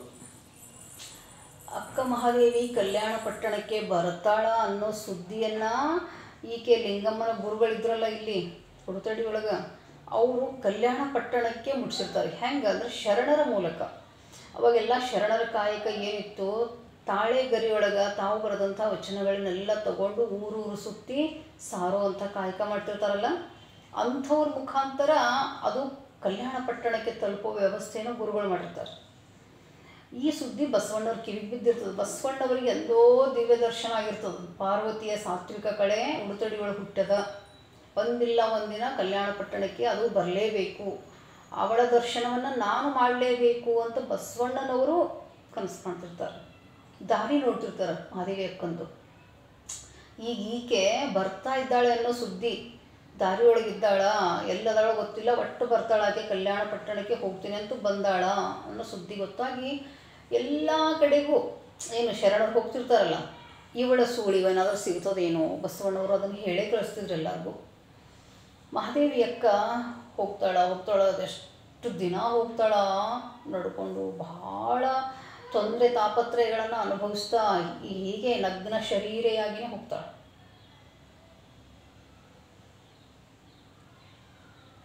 ನಗ್ನ ಶರೀರೆಯಾಗಿ ಒಂದು ಶುಭ ದಿನ ಕಲ್ಯಾಣ ಪಟ್ಟಣದ ದಾರಿ ಬಂದೇ ಬರ್ತದೆ. ಹಂಬಲ ಬಲವಾಗಿದ್ದರೆ ಸಿದ್ಧಿ ಬಲು ಬೇಗ ಒಲಿದು ಬರ್ತದೆ ಮನುಷ್ಯನಿಗೆ. ನಾವೇನು ಹಂಬಲಿಸ್ತೀವಲ್ಲ, ಯಾವುದೇ ವಿಷಯ, ವಸ್ತು, ವ್ಯಕ್ತಿ, ಅದು ಬಲವಾಗಿರಬೇಕು, ಅಚಲವಾಗಿರಬೇಕು ಹಂಬಲ. ಇವತ್ತು ಹಂಬಲಿಸೋದು ನಾಳೆ ಮರ್ತು ಬಿಡೋದು, ಹಾಗಾದರೆ ಸಿಗಲ್ಲ. ಅಲ್ಲೇ ಇರಬೇಕು ಮನಸ್ಸು, ತನು, ಮನ ಸಂಪೂರ್ಣ ಅದರಲ್ಲೇ ಸಮ್ಮಿಳಿತವಾದಾಗ ಬಹಳ ಬೇಗ ನಿಜ ಅದು ದೈವ ಕೃಪೆಗೆ ಪಾತ್ರ ಆಗ್ತದೆ, ಒಲಿದು ಬರ್ತದೆ ಕೂಡ. ಮಹಾದೇವಿ ಅಕ್ಕನ ಅಚಲ ನಿರ್ಧಾರ ಕಲ್ಯಾಣ ಪಟ್ಟಣಕ್ಕೆ ಹೋಗ್ಬೇಕು ಅನ್ನೋದಿತ್ತಲ್ಲ, ಹಾಗೆ ಆ ದಾರಿ ಕೂಡ ಬಹಳ ಬೇಗ ಹತ್ತಿರ ಬಂತು. ಅಲ್ಲಿ ಬಸವಣ್ಣನವರು, ಅಲ್ಲಮ ಪ್ರಭುಗಳು ಎಲ್ಲ ಇದ್ರಲ್ಲ. ಶೂನ್ಯ ಸಿಂಹಾಸನಕ್ಕೆ ಅಧ್ಯಕ್ಷನಾಗಿ ಅಲ್ಲಮ ಪ್ರಭು ಇದ್ದ, ಅವರ ಸಹಾಯಕರಾಗಿ ಬಸವಣ್ಣವರು ಕೋಶಾಧ್ಯಕ್ಷರಾಗಿ ಇದ್ದರು. ಅವರೆಲ್ಲ ಚರ್ಚೆ ಮಾಡ್ತಾರೆ. ಅಕ್ಕ ಮಹಾದೇವಿ ಬರ್ತಾ ಇದ್ದ, ಅಕ್ಕ ಮಹಾದೇವಿ ಅಂತ ಅವ್ರು ಬಿರುದು ಕೊಟ್ಟಿದ್ದು. ಅವರು ಸಾತ್ವಿಕ ಕಳೆ, ಪಾರ್ವತಿಯ ಸಾತ್ವಿಕ ಕಳೆ ಎಲ್ಲ ಇದು. ಅವಳು ಜಗಜ್ಜನನಿ, ಜಗಜ್ಜನನಿಗೆ ನಾವು ಈ ಒಂದು ಬಿರುದನ್ನು ಕೊಟ್ಟು ಸನ್ಮಾನಿಸೋಣ ಅಂತೇಳಿ ಅವರು ಮೊದಲೇ ಚರ್ಚೆ ಮಾಡ್ಕೊಂಡಿರ್ತಾರೆ. ಅಲ್ಲಂ ಪ್ರಭುಗಳು ಹೇಳ್ತಾರೆ ಬಸವಣ್ಣವರಿಗೆ, ಅಕ್ಕನನ್ನು ಹಾಗೇನೆ ಬರಮಾಡ್ಕೊಳ್ಳೋದು ಬೇಡ, ಒಂದು ಪರೀಕ್ಷೆ ಮಾಡೋಣ, ಅವಳ ಶೀಲ ಸಚ್ಚಾರಿತ್ರ್ಯಗಳು ಜಗಜ್ಜಾಹಿರಾಗಬೇಕಲ್ಲ, ಒಂದು ಸಣ್ಣ ಪರೀಕ್ಷೆ ಮಾಡೋಣ. ಏನು ಅಂತಾರೆ ಬಸವಣ್ಣವರು, ಕಿನ್ನರಿ ಬೊಮ್ಮಯ್ಯನನ್ನು ಕರೀರಿ. ಕಿನ್ನರಿ ಬೊಮ್ಮಯ್ಯ ಒಬ್ಬ ಶರಣ, ಕರೀತಾರೆ. ಅಗದಿ ಸುಂದರ ಮನ್ಮಥ ರೂಪಿ ಯುವಕ ಆತ. ಅವನಿಗೆ ಹೇಳ್ತಾರೆ, ನೀವು ಅಕ್ಕ ಮಹಾದೇವಿಯ ಮನಸ್ಸನ್ನು ಕೆಡಿಸಿ ಪರೀಕ್ಷೆ ಮಾಡಬೇಕು, ಅವಳು ಎಂಥವಳು ಅಂಥೇಳಿ ಲೋಕಕ್ಕೆ ಗೊತ್ತಾಗಬೇಕು ಅಂಥೇಳಿ. ಬೇಡ ಅಂತನವನು, ಬೆಂಕಿಯ ಜೊತೆ ಸರಸ ಸಾಧ್ಯ ಇಲ್ಲರಿ ಅಂತನವನು. ಆಕೆ ಬೆಂಕಿ ಹಾಗಲ್ಲ, ಅಂಥ ಬೆಂಕಿ ತಾಯಿ, ಆ ತಾಯಿಯನ್ನೇ ಕೆಣಕೋ ಅಂಥ ಕೆಟ್ಟ ಹೀನ ಕಾರ್ಯಕ್ಕೆ ನನ್ನನ್ನು ಎಳಿಸಬೇಡಿ ದಯವಿಟ್ಟು ಬೇಡ್ಕೋತಾನವ ಕಿನ್ನರಿ ಬೊಮ್ಮಯ್ಯ. ಇಲ್ಲ, ನಿನ್ನ ಮನಸ್ಸು ಶುದ್ಧದಲ್ಲ, ನಿನ್ನ ಮನಸ್ಸು ಪರಿಶುದ್ಧವಿಲ್ಲ, ಆಕೆ ತಾಯಿನೇ ನಿನ್ನ ಮನಸ್ಸಲ್ಲಿ. ಆದರೆ ನಿನಗೆ ನಾಟಕ ಮಾಡಲಿಕ್ಕೆ ಹೇಳ್ತಾ ಇದ್ದೀವಿ ನಾವು, ನಟನೆ ನಿಂದು ಅಷ್ಟೇ, ನಟನೆ ಮಾಡಲೇಬೇಕು ನೀನು. ಆಯಿತು, ಹೊಂಟ ಕಿನ್ನರಿ ಬೊಮ್ಮಯ್ಯ. ಅಕ್ಕ ಮಹಾದೇವಿ ಈಗ ಸ್ವಲ್ಪ ಪರಿವರ್ತನೆ ಏನಾಗಿತ್ತು, ಆ ಸಾಹುಕಾರನ ಮನೆಯಿಂದ ಬರುವಾಗ ಸೀರೆ ಉಟ್ಕೊಂಡ್ಬಂದುಳಕಿ. ಮತ್ತು ಅವರೊಂದು ಸೀರೆ ಉಡಿಸಿ ಕಳಿಸಿದ್ರು, ಹಾಗೆ ಹೋಗಬೇಡವ, ಕೆಟ್ಟ ಜನರ ದೃಷ್ಟಿ ಬೀಳ್ತವ ಅಂಥೇಳಿ. ಈಗಂತೂ ತುಂಡು ಸೀರೆ ಇತ್ತು ಮೈ ಮೇಲೆ. ಆ ಸೀರೆಯನ್ನು ತೊಳೆದು ಅಲ್ಲೇ ದಂಡಿ ಮೇಲೆ ಒಣಗಿ ಹಾಕಿ ನದಿಯೊಳಗೆ ಸ್ನಾನಕ್ಕೆ ಹೋಗ್ಬಿಟ್ಟುಳಕ್ಕೆ. ಆಕೆ ಶರೀರದ ಮೋಹನೆ ಹೋಗ್ಬಿಟ್ಟಿತ್ತು, ಶರೀರ ಮೇಲಿನ ಮೋಹ ಕಳಚಿ ಬಿದ್ದಿತ್ತು. ಆಕೆ ವೀರ ವಿರಾಗಿಣಿ ಆಗಿಬಿಟ್ಟಿದ್ದಳಕ್ಕೆ. ಏನು ಮಾಡಿದ್ರೇನು, ಕಾಯ ಕರ್ರನೆ ಕಂದಿದರೇನೋ, ಮಿರ್ರನೆ ಮಿಂಚಿದರೇನೋ, ಏನಾಗಬೇಕು ಇದಕ್ಕೆ ಕಾಯದಿಂದ, ಅಷ್ಟು ನಿಷ್ಠುರವಾಗಿಬಿಟ್ಟುಗಳ ಶರೀರ ಬಗ್ಗೆ. ಇವ ಕಿನ್ನರಿ ಬೊಮ್ಮಯ್ಯ ಬಂದು ಮರಿ ಒಳಗೆ ನಿಂತು ಆಕೆ ನದಿಯೊಳಗೆ ಇಳಿದಾಗ ಆ ಸೀರೆಯನ್ನು ಕದ್ಕೊಂಡು ಹೋಗ್ಬಿಡ್ತಾನೆ. ಬಂದು ನೋಡ್ತಾಳೆ, ಸೀರೆನೇ ಇಲ್ಲ. ಮತ್ತೆ ಹೋಗ್ಬಿಡ್ತಾ, ಇದು ಸೀರೆ ಹಾರಿ ಹೋಯ್ತೇನು, ಎಲ್ಲ ಕಡೆ ನೋಡ್ತಾಳೆ. ಹೋಗ್ಲಿ ಬಿಡ, ಏನು ಮಾಡೋದು, ತೊಗೊಂಡದನ್ನು ಅವನೇ ಕೊಟ್ಟಿದ್ದ, ಅವನೇ ಕಿತ್ಕೊಂಡು ಹೋದ್ನೇನೋ, ನೀನೇ ಉಟ್ಕೊಂಡ್ಬಿಡು ಅಂತ ಹೇಳಿಬಿಡ್ತಾಳೆ ಆಕೆ ಚೆನ್ನಮಲ್ಲಿಕಾರ್ಜುನನಿಗೆ. ಎಲ್ಲನೂ ಹಗುರವಾಗಿ ತೊಗೋತಿದ್ರು ನೋಡ್ರಿ, ಎಂಥ ಮನೋಸ್ಥೈರ್ಯ.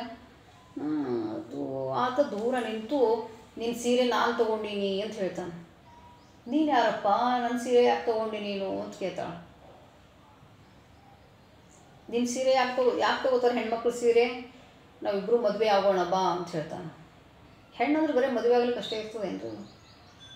ಯಾವಾಗಲೂ ಹೆಣ್ಣಂದು ಅಂದ್ರೆ ನೀ ನನ್ನ ಪ್ರೀತಿ ಮಾಡು, ನೀ ನನ್ನ ಮದುವೆ ಆಗು, ಅಥವಾ ನೀ ನನ್ನ ಬಂದು ಮಲ್ಕೋ, ಇಷ್ಟೇ ಹೆಣ್ಣಿಗೆ ಭೋಗದ ವಸ್ತು. ಯಾವಾಗಲೂ ಮಾತುಗಳವೇನೇ.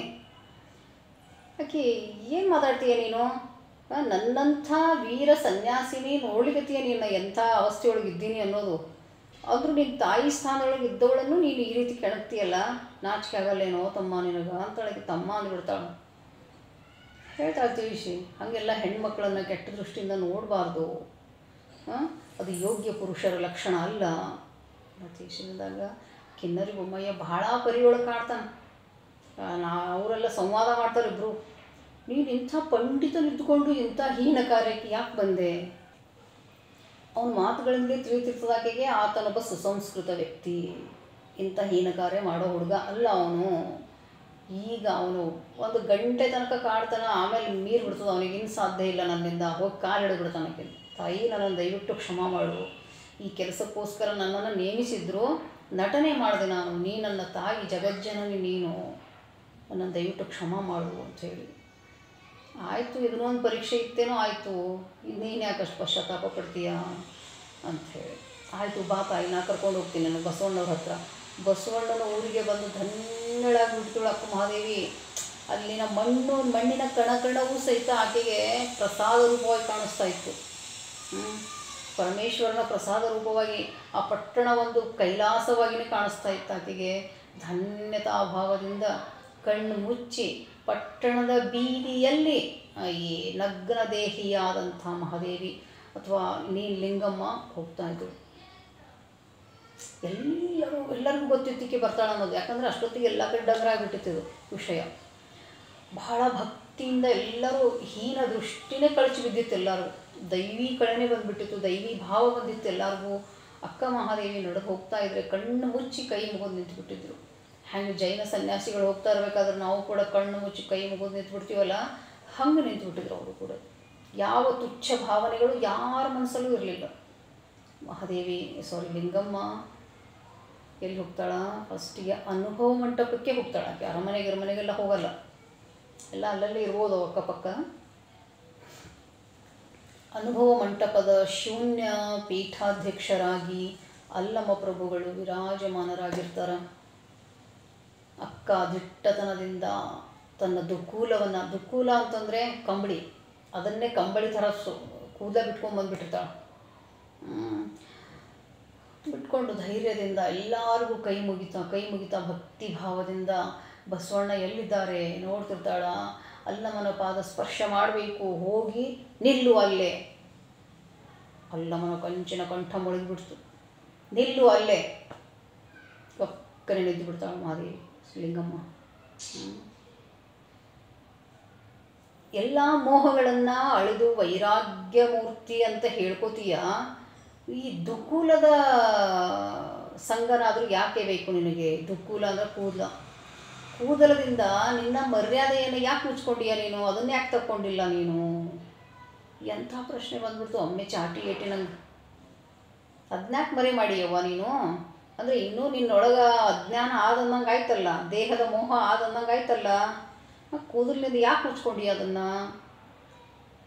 ಮಹಾದೇವಿಗೆ ಈ ಪ್ರಶ್ನೆ ಬರ್ತದಂತ ಅಂದ್ಕೊಂಡಿರಲಿಲ್ಲ ಆಕೆ. ಆದರೂ ಹೆದರಲಿಲ್ಲ, ದಿಟ್ಟತನದಿಂದ ಉತ್ತರ ಕೊಟ್ಲು. ಆ ಕ್ಷಣ ಒಂದು ಕ್ಷಣ ಯೋಚನೆ ಮಾಡಿದಳು. ಹೌದು ದುಕ್ಕೂಲದಿಂದ ಅದನ್ನು ಮರೆ ಮಾಡ್ಕೊಂಡಿದ್ದೀನಿ ನಾನು, ಸತ್ಯ. ಯಾಕೆ ಮರೆ ಮಾಡ್ಕೊಂಡಿನಿ ಗೊತ್ತಾ? ಸಾಕಷ್ಟು ಕಾಮುಕರಿದ್ದಾರೆ, ಸಾತ್ವಿಕರು ಇದ್ದಾರೆ, ಎಲ್ಲ ನಮೂನೆಯ ಗಂಡುಗಳು ಇದ್ದಾವೆ ಈ ಭೂಮಿ ಮೇಲೆ. ಹೆಣ್ಣಿನ ಲಿಂಗ ಮುದ್ರೆಯನ್ನು ನೋಡಿ ತಮ್ಮ ಕಣ್ಣುಗಳನ್ನು ಕೆಡಿಸ್ಕೋಬಾರ್ದು ಅನ್ನೋ ದೃಷ್ಟಿಯಿಂದ, ಒಂದೇ ಒಂದು ಉದ್ದೇಶದಿಂದ ನಾನು ದುಕ್ಕೂಲದಿಂದ ಮುಚ್ಕೊಂಡಿದ್ದೀನಿ ಅದನ್ನು. ಗಂಡುಗಳ ಕಾಮ ಕೆರಳದೇ ಇರಲಿ ಅಂತ ಮುಚ್ಕೊಂಡಿದ್ದೀನಿ, ಗಂಡುಗಳ ಮನಸ್ಸು ಹಾಳಾಗದೇ ಇರಲಿ ಅಂತ ಮುಚ್ಕೊಂಡಿದ್ದೀನಿ ವಿನಃ ನನಗೋಸ್ಕರ ಅಲ್ಲ. ತೆಗಿ ಅಂತಂದ್ರೆ ಈಗಲೇ ಎಲ್ಲ ತೆಗೆದು ನಿಂತ್ಬಿಡ್ತೀನಿ ನಾವು. ನೀವೆಲ್ಲ ಅಷ್ಟು ಗಟ್ಟಿದ್ರಂದ್ರೆ. ಅಲ್ಲಮ್ಮ ಪ್ರಭು ಅಲ್ಲಿಂದೇ ಓಡಿ ಬರ್ತಾನೆ. ತಾಯಿ, ನಿನ್ನನ್ನು ಕೆಣಕಿ ಉಳಿದವರಿಲ್ಲಪ್ಪ, ಬೆಂಕಿ ನೀನು. ಅಲ್ಲಿ ಒಂದು ಬಿರುದು ಮೊದಲೇ ಸಿದ್ಧ ಮಾಡಿ ಇಟ್ಕೊಂಡಿರ್ತಾರಲ್ಲ, ಅಕ್ಕ ನೀನು, ಜಗತ್ತಿಗೆ ಅಕ್ಕ ನೀನು, ಈ ಅನುಭವ ಮಂಟಪದ ಅಕ್ಕ ನೀನು, ಅಣ್ಣ ಅವರು ಅಕ್ಕ ನೀನು. ನೀವಿಬ್ಬರು ಶಿವ ಪಾರ್ವತಿಗಳು. ನಿನ್ನನ್ನು ನೋಡಿದ, ನಿನ್ನನ್ನು ದರ್ಶಿಸಿದ ನಾವು ಧನ್ಯರು ಅಂತ ಅಲ್ಲಂ ಪ್ರಭು. ಹಾಡಿ ಹೊಗಳ್ತಾನೆ. ಸಭೆ ತುಂಬ ಮಹಾದೇವಿ ಅಕ್ಕನನ್ನು ಮಾತುಗಳಲ್ಲೇ ಮೆರವಣಿಗೆ ಮಾಡಿಬಿಡ್ತಾನೆ. ಅಕ್ಕ ಮಹಾದೇವಿ ಸಂತೋಷಪಡ್ತಾಳೆ. ಆಯಿತು, ನಿಮ್ಮೆಲ್ಲರ ದರ್ಶನ ನನ್ನ ಸೌಭಾಗ್ಯ, ನನ್ನ ಭಾಗ್ಯ, ಅಣ್ಣನ ಭಾಗ್ಯ. ಅಣ್ಣ ಅಲ್ಲೇ ನಿಂತಿರ್ತಾನೆ. ಬಸವಣ್ಣ ಸುಮ್ಮನೆ ಮಗಳನ್ನ ನಕ್ಕೋತ ನಿಂತಿರ್ತಾನೆ. ಅಲ್ಲಮ್ಮ ಮುಂದೆ ಏನೇನು ಆಟ ಆಡ್ತಾನಿವ. ಅಲ್ಲಮ್ಮ ಪ್ರಭು ಸ್ವಲ್ಪ ಏನಂತೀವಲ್ಲ, ದೂರ್ವಾಸ ಮುನಿದ್ದಂಗೆ ಒಂದೊಂದು ಸತಿ ಏನೇನು ಮಾಡ್ತಾನೆ ಇವನು ಅಂತೇಳಿ ಬಸವಣ್ಣಲ್ಲೇ ನಿಂತಿರ್ತಾರೆ. ಅಕ್ಕ ಮಹಾದೇವಿಯ ಬಂದು ಬಸವಣ್ಣವ್ರ ಪಾದಕ್ಕೆ ಬೀಳ್ತಾಳ. ಅದು ಇತ್ತಲ್ಲ ಗುರಿ, ಬಸವ ಪಾದ ಸ್ಪರ್ಶ. ಅಣ್ಣ ತಂಗಿ, ಈಗ ಅಕ್ಕ ಅಣ್ಣ ಮಿಲನ, ಅಕ್ಕ ಅಣ್ಣನ ಮಿಲನ. ಇಡೀ ಅನುಭವ ಮಂಟಪನೇ ಧನ್ಯತಾ ಭಾವದೊಳಗೆ ಮುಳುಗಿಬಿಟ್ಟಿರ್ತದೆ. ಭಕ್ತಿ ಭರಪೂರ ತುಂಬಿರ್ತದೆ ಅನುಭವ ಮಂಟಪದೊಳಗೆ. ಅಕ್ಕ ಮಹಾದೇವಿಯನ್ನು ಬಂದು ದರ್ಶನ ಮಾಡೋಂಥ ಹಂಬಲವೇ ಹಂಬಲ ಇಡೀ ಕಲ್ಯಾಣ ಪಟ್ಟಣ ತುಂಬ. ಅಕ್ಕ ಮಹಾದೇವಿಗೆ ಈಗ ಅರಮನೆ ಕರ್ಕೊಂಡು ಹೋಗ್ತಾರೆ. ಅಲ್ಲಿ ಬಿಜ್ಜಳ ಮಹಾರಾಜ, ಗಂಗಾಂಬಿಕೆ, ನೀಲಾಂಬಿಕೆ ಎಲ್ಲರದ್ದು ಪರಿಚಯ ಮಾಡಿಸ್ತಾರೆ. ನಮ್ಮ ಅರಮನೆಯಲ್ಲಿನೇ ನೀನಿರಬೇಕಮ್ಮ ಅಂಥೇಳಿ ರಾಜನ ಪ್ರೀತಿಯ ಆದೇಶ ಆಗ್ತದೆ. ಆಯಿತು, ನನ್ನ ಮನಸ್ಸೋ ಇಚ್ಛೆ, ನನಗಿರ್ಬೇಕು ಅನ್ನಿಸುವಷ್ಟು ದಿನ ನಿಮ್ಮಲ್ಲೇ ಎದ್ದು ಬಿಡ್ತೀನಿ ನಾನು ಅಂತ ಹೇಳಿದಂಥ ಅಕ್ಕ ಮಹಾದೇವಿ 5 ವರ್ಷಗಳ ಕಾಲ ಕಲ್ಯಾಣದ ಆ ಅರಮನೆಯೊಳಗೆ ಇರ್ತಾಳೆ. ಅನುಭವ ಮಂಟಪದ ಎಲ್ಲ ಕಾರ್ಯಚಟುವಟಿಕೆ ಒಳಗೆ ಎಲ್ಲ ಹೆಂಗಸರ ಜೊತೆ ಆಕೆ ಭಾಗವಹಿಸಿರ್ತಾಳೆ. 5 ವರ್ಷಗಳಾಯಿತು. ಅನೇಕ ವಚನಗಳನ್ನು ರಚನೆ ಮಾಡ್ತಾಳೆ. ಈ ಸದ್ದು ಬರೆದಂಥ ವಚನಗಳೆಲ್ಲವೂ ಅಲ್ಲಿದ್ದೇ ಆಕೆ ರಚನೆ ಮಾಡಿದ್ದು. ಇದರೊಳಗೆ ಕಲ್ಯಾಣ ಪಟ್ಟಣದೊಳಗೆ ಏನೆಲ್ಲ ಅನುಭವಿಸೋದಲ್ಲ ಇಷ್ಟು ವರ್ಷ. 18 ಒಂದು 5 23 ವರ್ಷ, 26 ವರ್ಷ ಅಂತ ಹೇಳ್ತಾರೆ. ಅದು ಹೆಚ್ಚು ಕಡಿಮೆ ಇರ್ಬೋದು, 23 26 ವಯಸ್ಸು. ಅಷ್ಟು ವಯಸ್ಸಿನೊಳಗೆ ಪಡಬಾರದ ಪಾಡುಗಳನ್ನು ಪಟ್ಟು ವಚನಗಳ ರೂಪದೊಳಗೆ ಹರಿದು ಬಂತು. ಎಲ್ಲರ ವಚನದಂಗೆ ಇಲ್ಲ ಅಕ್ಕ ಮಹಾದೇವಿ ವಚನ. ಆದೇಶ ಮಾಡಲ್ಲ, ನಿವೇದನೆ ಮಾಡ್ಕೋತಾವೆ. ಎಲ್ಲರ ವಚನಗಳು ಕಳಬೇಡ, ಕೊಲಬೇಡ, ಹುಷಿಯ ನುಡಿಯಲು ಬೇಡ ಅಂಥೇಳಿ ಆದೇಶ ಮಾಡ್ತಾವೆ ಬಸವಣ್ಣವ್ರ ವಚನ. ಆದರೆ ಅಕ್ಕ ಮಹಾದೇವಿ ವಚನಗಳು ಆದೇಶ ಮಾಡಲ್ಲ. ಬೆಟ್ಟದ ಮೇಲೊಂದು ಮನೆಯ ಮಾಡಿ ಮೃಗಗಳಿಗೆ ಅಂಜಿದೊಡೆ ಅಂತಯ್ಯ, ಸಮಾಧಾನ ಪಡ್ಕೋಬೇಕು. ಎಲ್ಲರಿಗೂ ಕೇಳ್ತಿರ್ತಾಳೆ ಪರಮಾತ್ಮ ಎಲ್ಲದನ್ನ, ನನ್ನ ಗಿಳಿ ಕಾಗೆ ಗುಬ್ಬಿ ಎಲ್ಲವೂ ಕೇಳ್ಕೊಂಡು ಹೋಗೋವಂಥವುಗಳು. ನಾ ಸೂಳೆ ಅಲ್ಲ ಅಣ್ಣ, ನಾನು ಹೆಣ್ಣು, ನಾನು ಒಂದು ನಿಮ್ಮನೆಯ ಹೆಣ್ಣು, ನಿಮ್ಮನೆ ಮಗಳು ನಾನು, ಏನೆಲ್ಲ ಮಾಡಿದ್ರು ಈ ಪ್ರಪಂಚ ನನಗೆ ಅನ್ನೋದನ್ನೆಲ್ಲ ತನ್ನ ವಚನಗಳಲ್ಲಿ ನಿವೇದನೆ ಮಾಡ್ಕೋತಾಳೆ ಚೆನ್ನಮಲ್ಲಿಕಾರ್ಜುನನಿಗೆ. ಅಂಥ ಅಕ್ಕ ಚೆನ್ನಮಲ್ಲಿಕಾರ್ಜುನನಲ್ಲೇ ನಿಷ್ಠೆ ಉಳ್ಳವಳಾಗಿ 5 ವರ್ಷದವರೆಗೂ ಅಲ್ಲೇ ಶಿವಧ್ಯಾನ ಶಿವಪೂಜೆ ಮಾಡ್ತಾ ವಚನಗಳನ್ನು ನಿರ್ಮಾಣ ಮಾಡ್ತಾ ಎಲ್ಲರ ಅಚ್ಚುಮೆಚ್ಚಿನ ಮಗಳಾಗಿ ಶರಣೆಯಾಗಿ ಅಕ್ಕ ಅನ್ನುವಂಥ ಬಿರುದನ್ನು ಪಡ್ಕೊಂಡು ಮಹಾದೇವಿ ಅನ್ನೋ ಹೆಸರನ್ನು ಗುರುಗಳಿಟ್ಟಿರ್ತಾರೆ ಆಕೆಗೆ. ಈಗ ಆಕೆಗೆ ಅದು ಲಿಂಗಮ್ಮ ಎಲ್ಲ ಮರೆಯಾಗಿ ಮಹಾದೇವಿ ಅಂತಲೇ, ಅಕ್ಕ ಮಹಾದೇವಿ ಅಂತಲೇ ಕರೆಯೋದು ರೂಢಿಯಾಗಿತ್ತು. ಬಸವಣ್ಣನವರು ಅದನ್ನೇ ನಿರ್ಧಾರ ಮಾಡಿದರು. ಅಕ್ಕನಾಗಿ 5 ವರ್ಷ ಕಳೆದ ನಂತರ ಒಂದು ದಿನ ಹೇಳ್ತಾಳೆ ಬಸವಣ್ಣವರಿಗೆ, ಅಣ್ಣ ನನ್ನ ಗುರಿ ಇನ್ನೊಂದಿದೆ. ಏನು? ನಾನು ಕದಳಿ ಬನಕ್ಕೆ ಹೋಗಬೇಕು. ಶ್ರೀಶೈಲದ ಹತ್ತಿರ ಅದೆಲ್ಲ ಕದಳಿ ಬನ, ಅಲ್ಲಿ ಹೋಗಬೇಕು ನಾನು. ಇಷ್ಟು ಸಣ್ಣ ಪ್ರಾಯದೊಳಗೆ ಯಾಕೆ ಹೋಗ್ತೀಯ? ಇನ್ನೊಂದಿಷ್ಟು ವರ್ಷ ಹೋಗಲಿ. ಹೇಳ್ತಾರೆ, ಇಲ್ಲ, ನನಗೀಗ ಮನಸ್ಸಲ್ಲಿ ನಿರ್ಧಾರ ಮೂಡಿದೆ. ಈಗ ನಾ ಅಲ್ಲಿ ಹೋಗಿ ತಪಸ್ಸನ್ನು ಆಚರಣೆ ಮಾಡಬೇಕು. ಅವಳ ಅಪೇಕ್ಷೆಗೆ ಎದುರಾಡೋದುಂಟೇನೋ? ಇಲ್ಲ. ಆಯಿತು, ನಿನ್ನಿಚ್ಛೆ, ದೈವೇಚ್ಛೆ. ಸಕಲ ಸಿದ್ಧತೆಗಳು ಅದು. ಕದಳಿ ಬನದ ತನಕ ಒಯ್ದು ಬಿಟ್ಟು ಬರಲಿಕ್ಕೆ ವ್ಯವಸ್ಥೆ ಮಾಡಿದ್ರು ಇವರು ಕಲ್ಯಾಣ ಪಟ್ಟಣದವರು.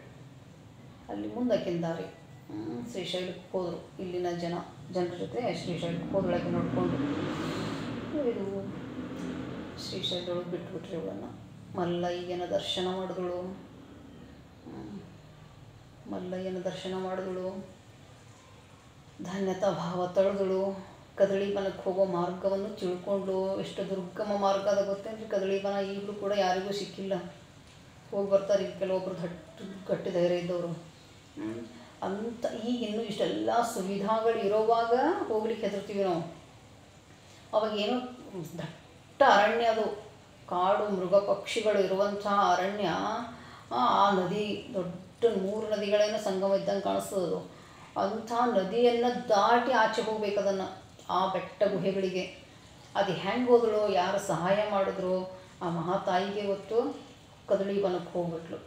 ಹೋಗಿದ್ದಷ್ಟೇ ಗೊತ್ತು ಕದಳಿ ಬನಕ್ಕೆ. ಅಲ್ಲಿ ಕೂತು ಹೋದಳಂತೆ. ಅಲ್ಲಿನ ಕಾಡಿನ ಬೇಡರು ಇರ್ತಾರಲ್ಲ, ಬೇಡ ಜನಾಂಗ, ಅವ್ರು ಆಕೆಯನ್ನು ಜಗನ್ಮಾತೆ ಆದಿಶಕ್ತಿಯ ಸ್ವರೂಪವಾಗಿಯೇ ಕಾಣ್ತಾರೆ.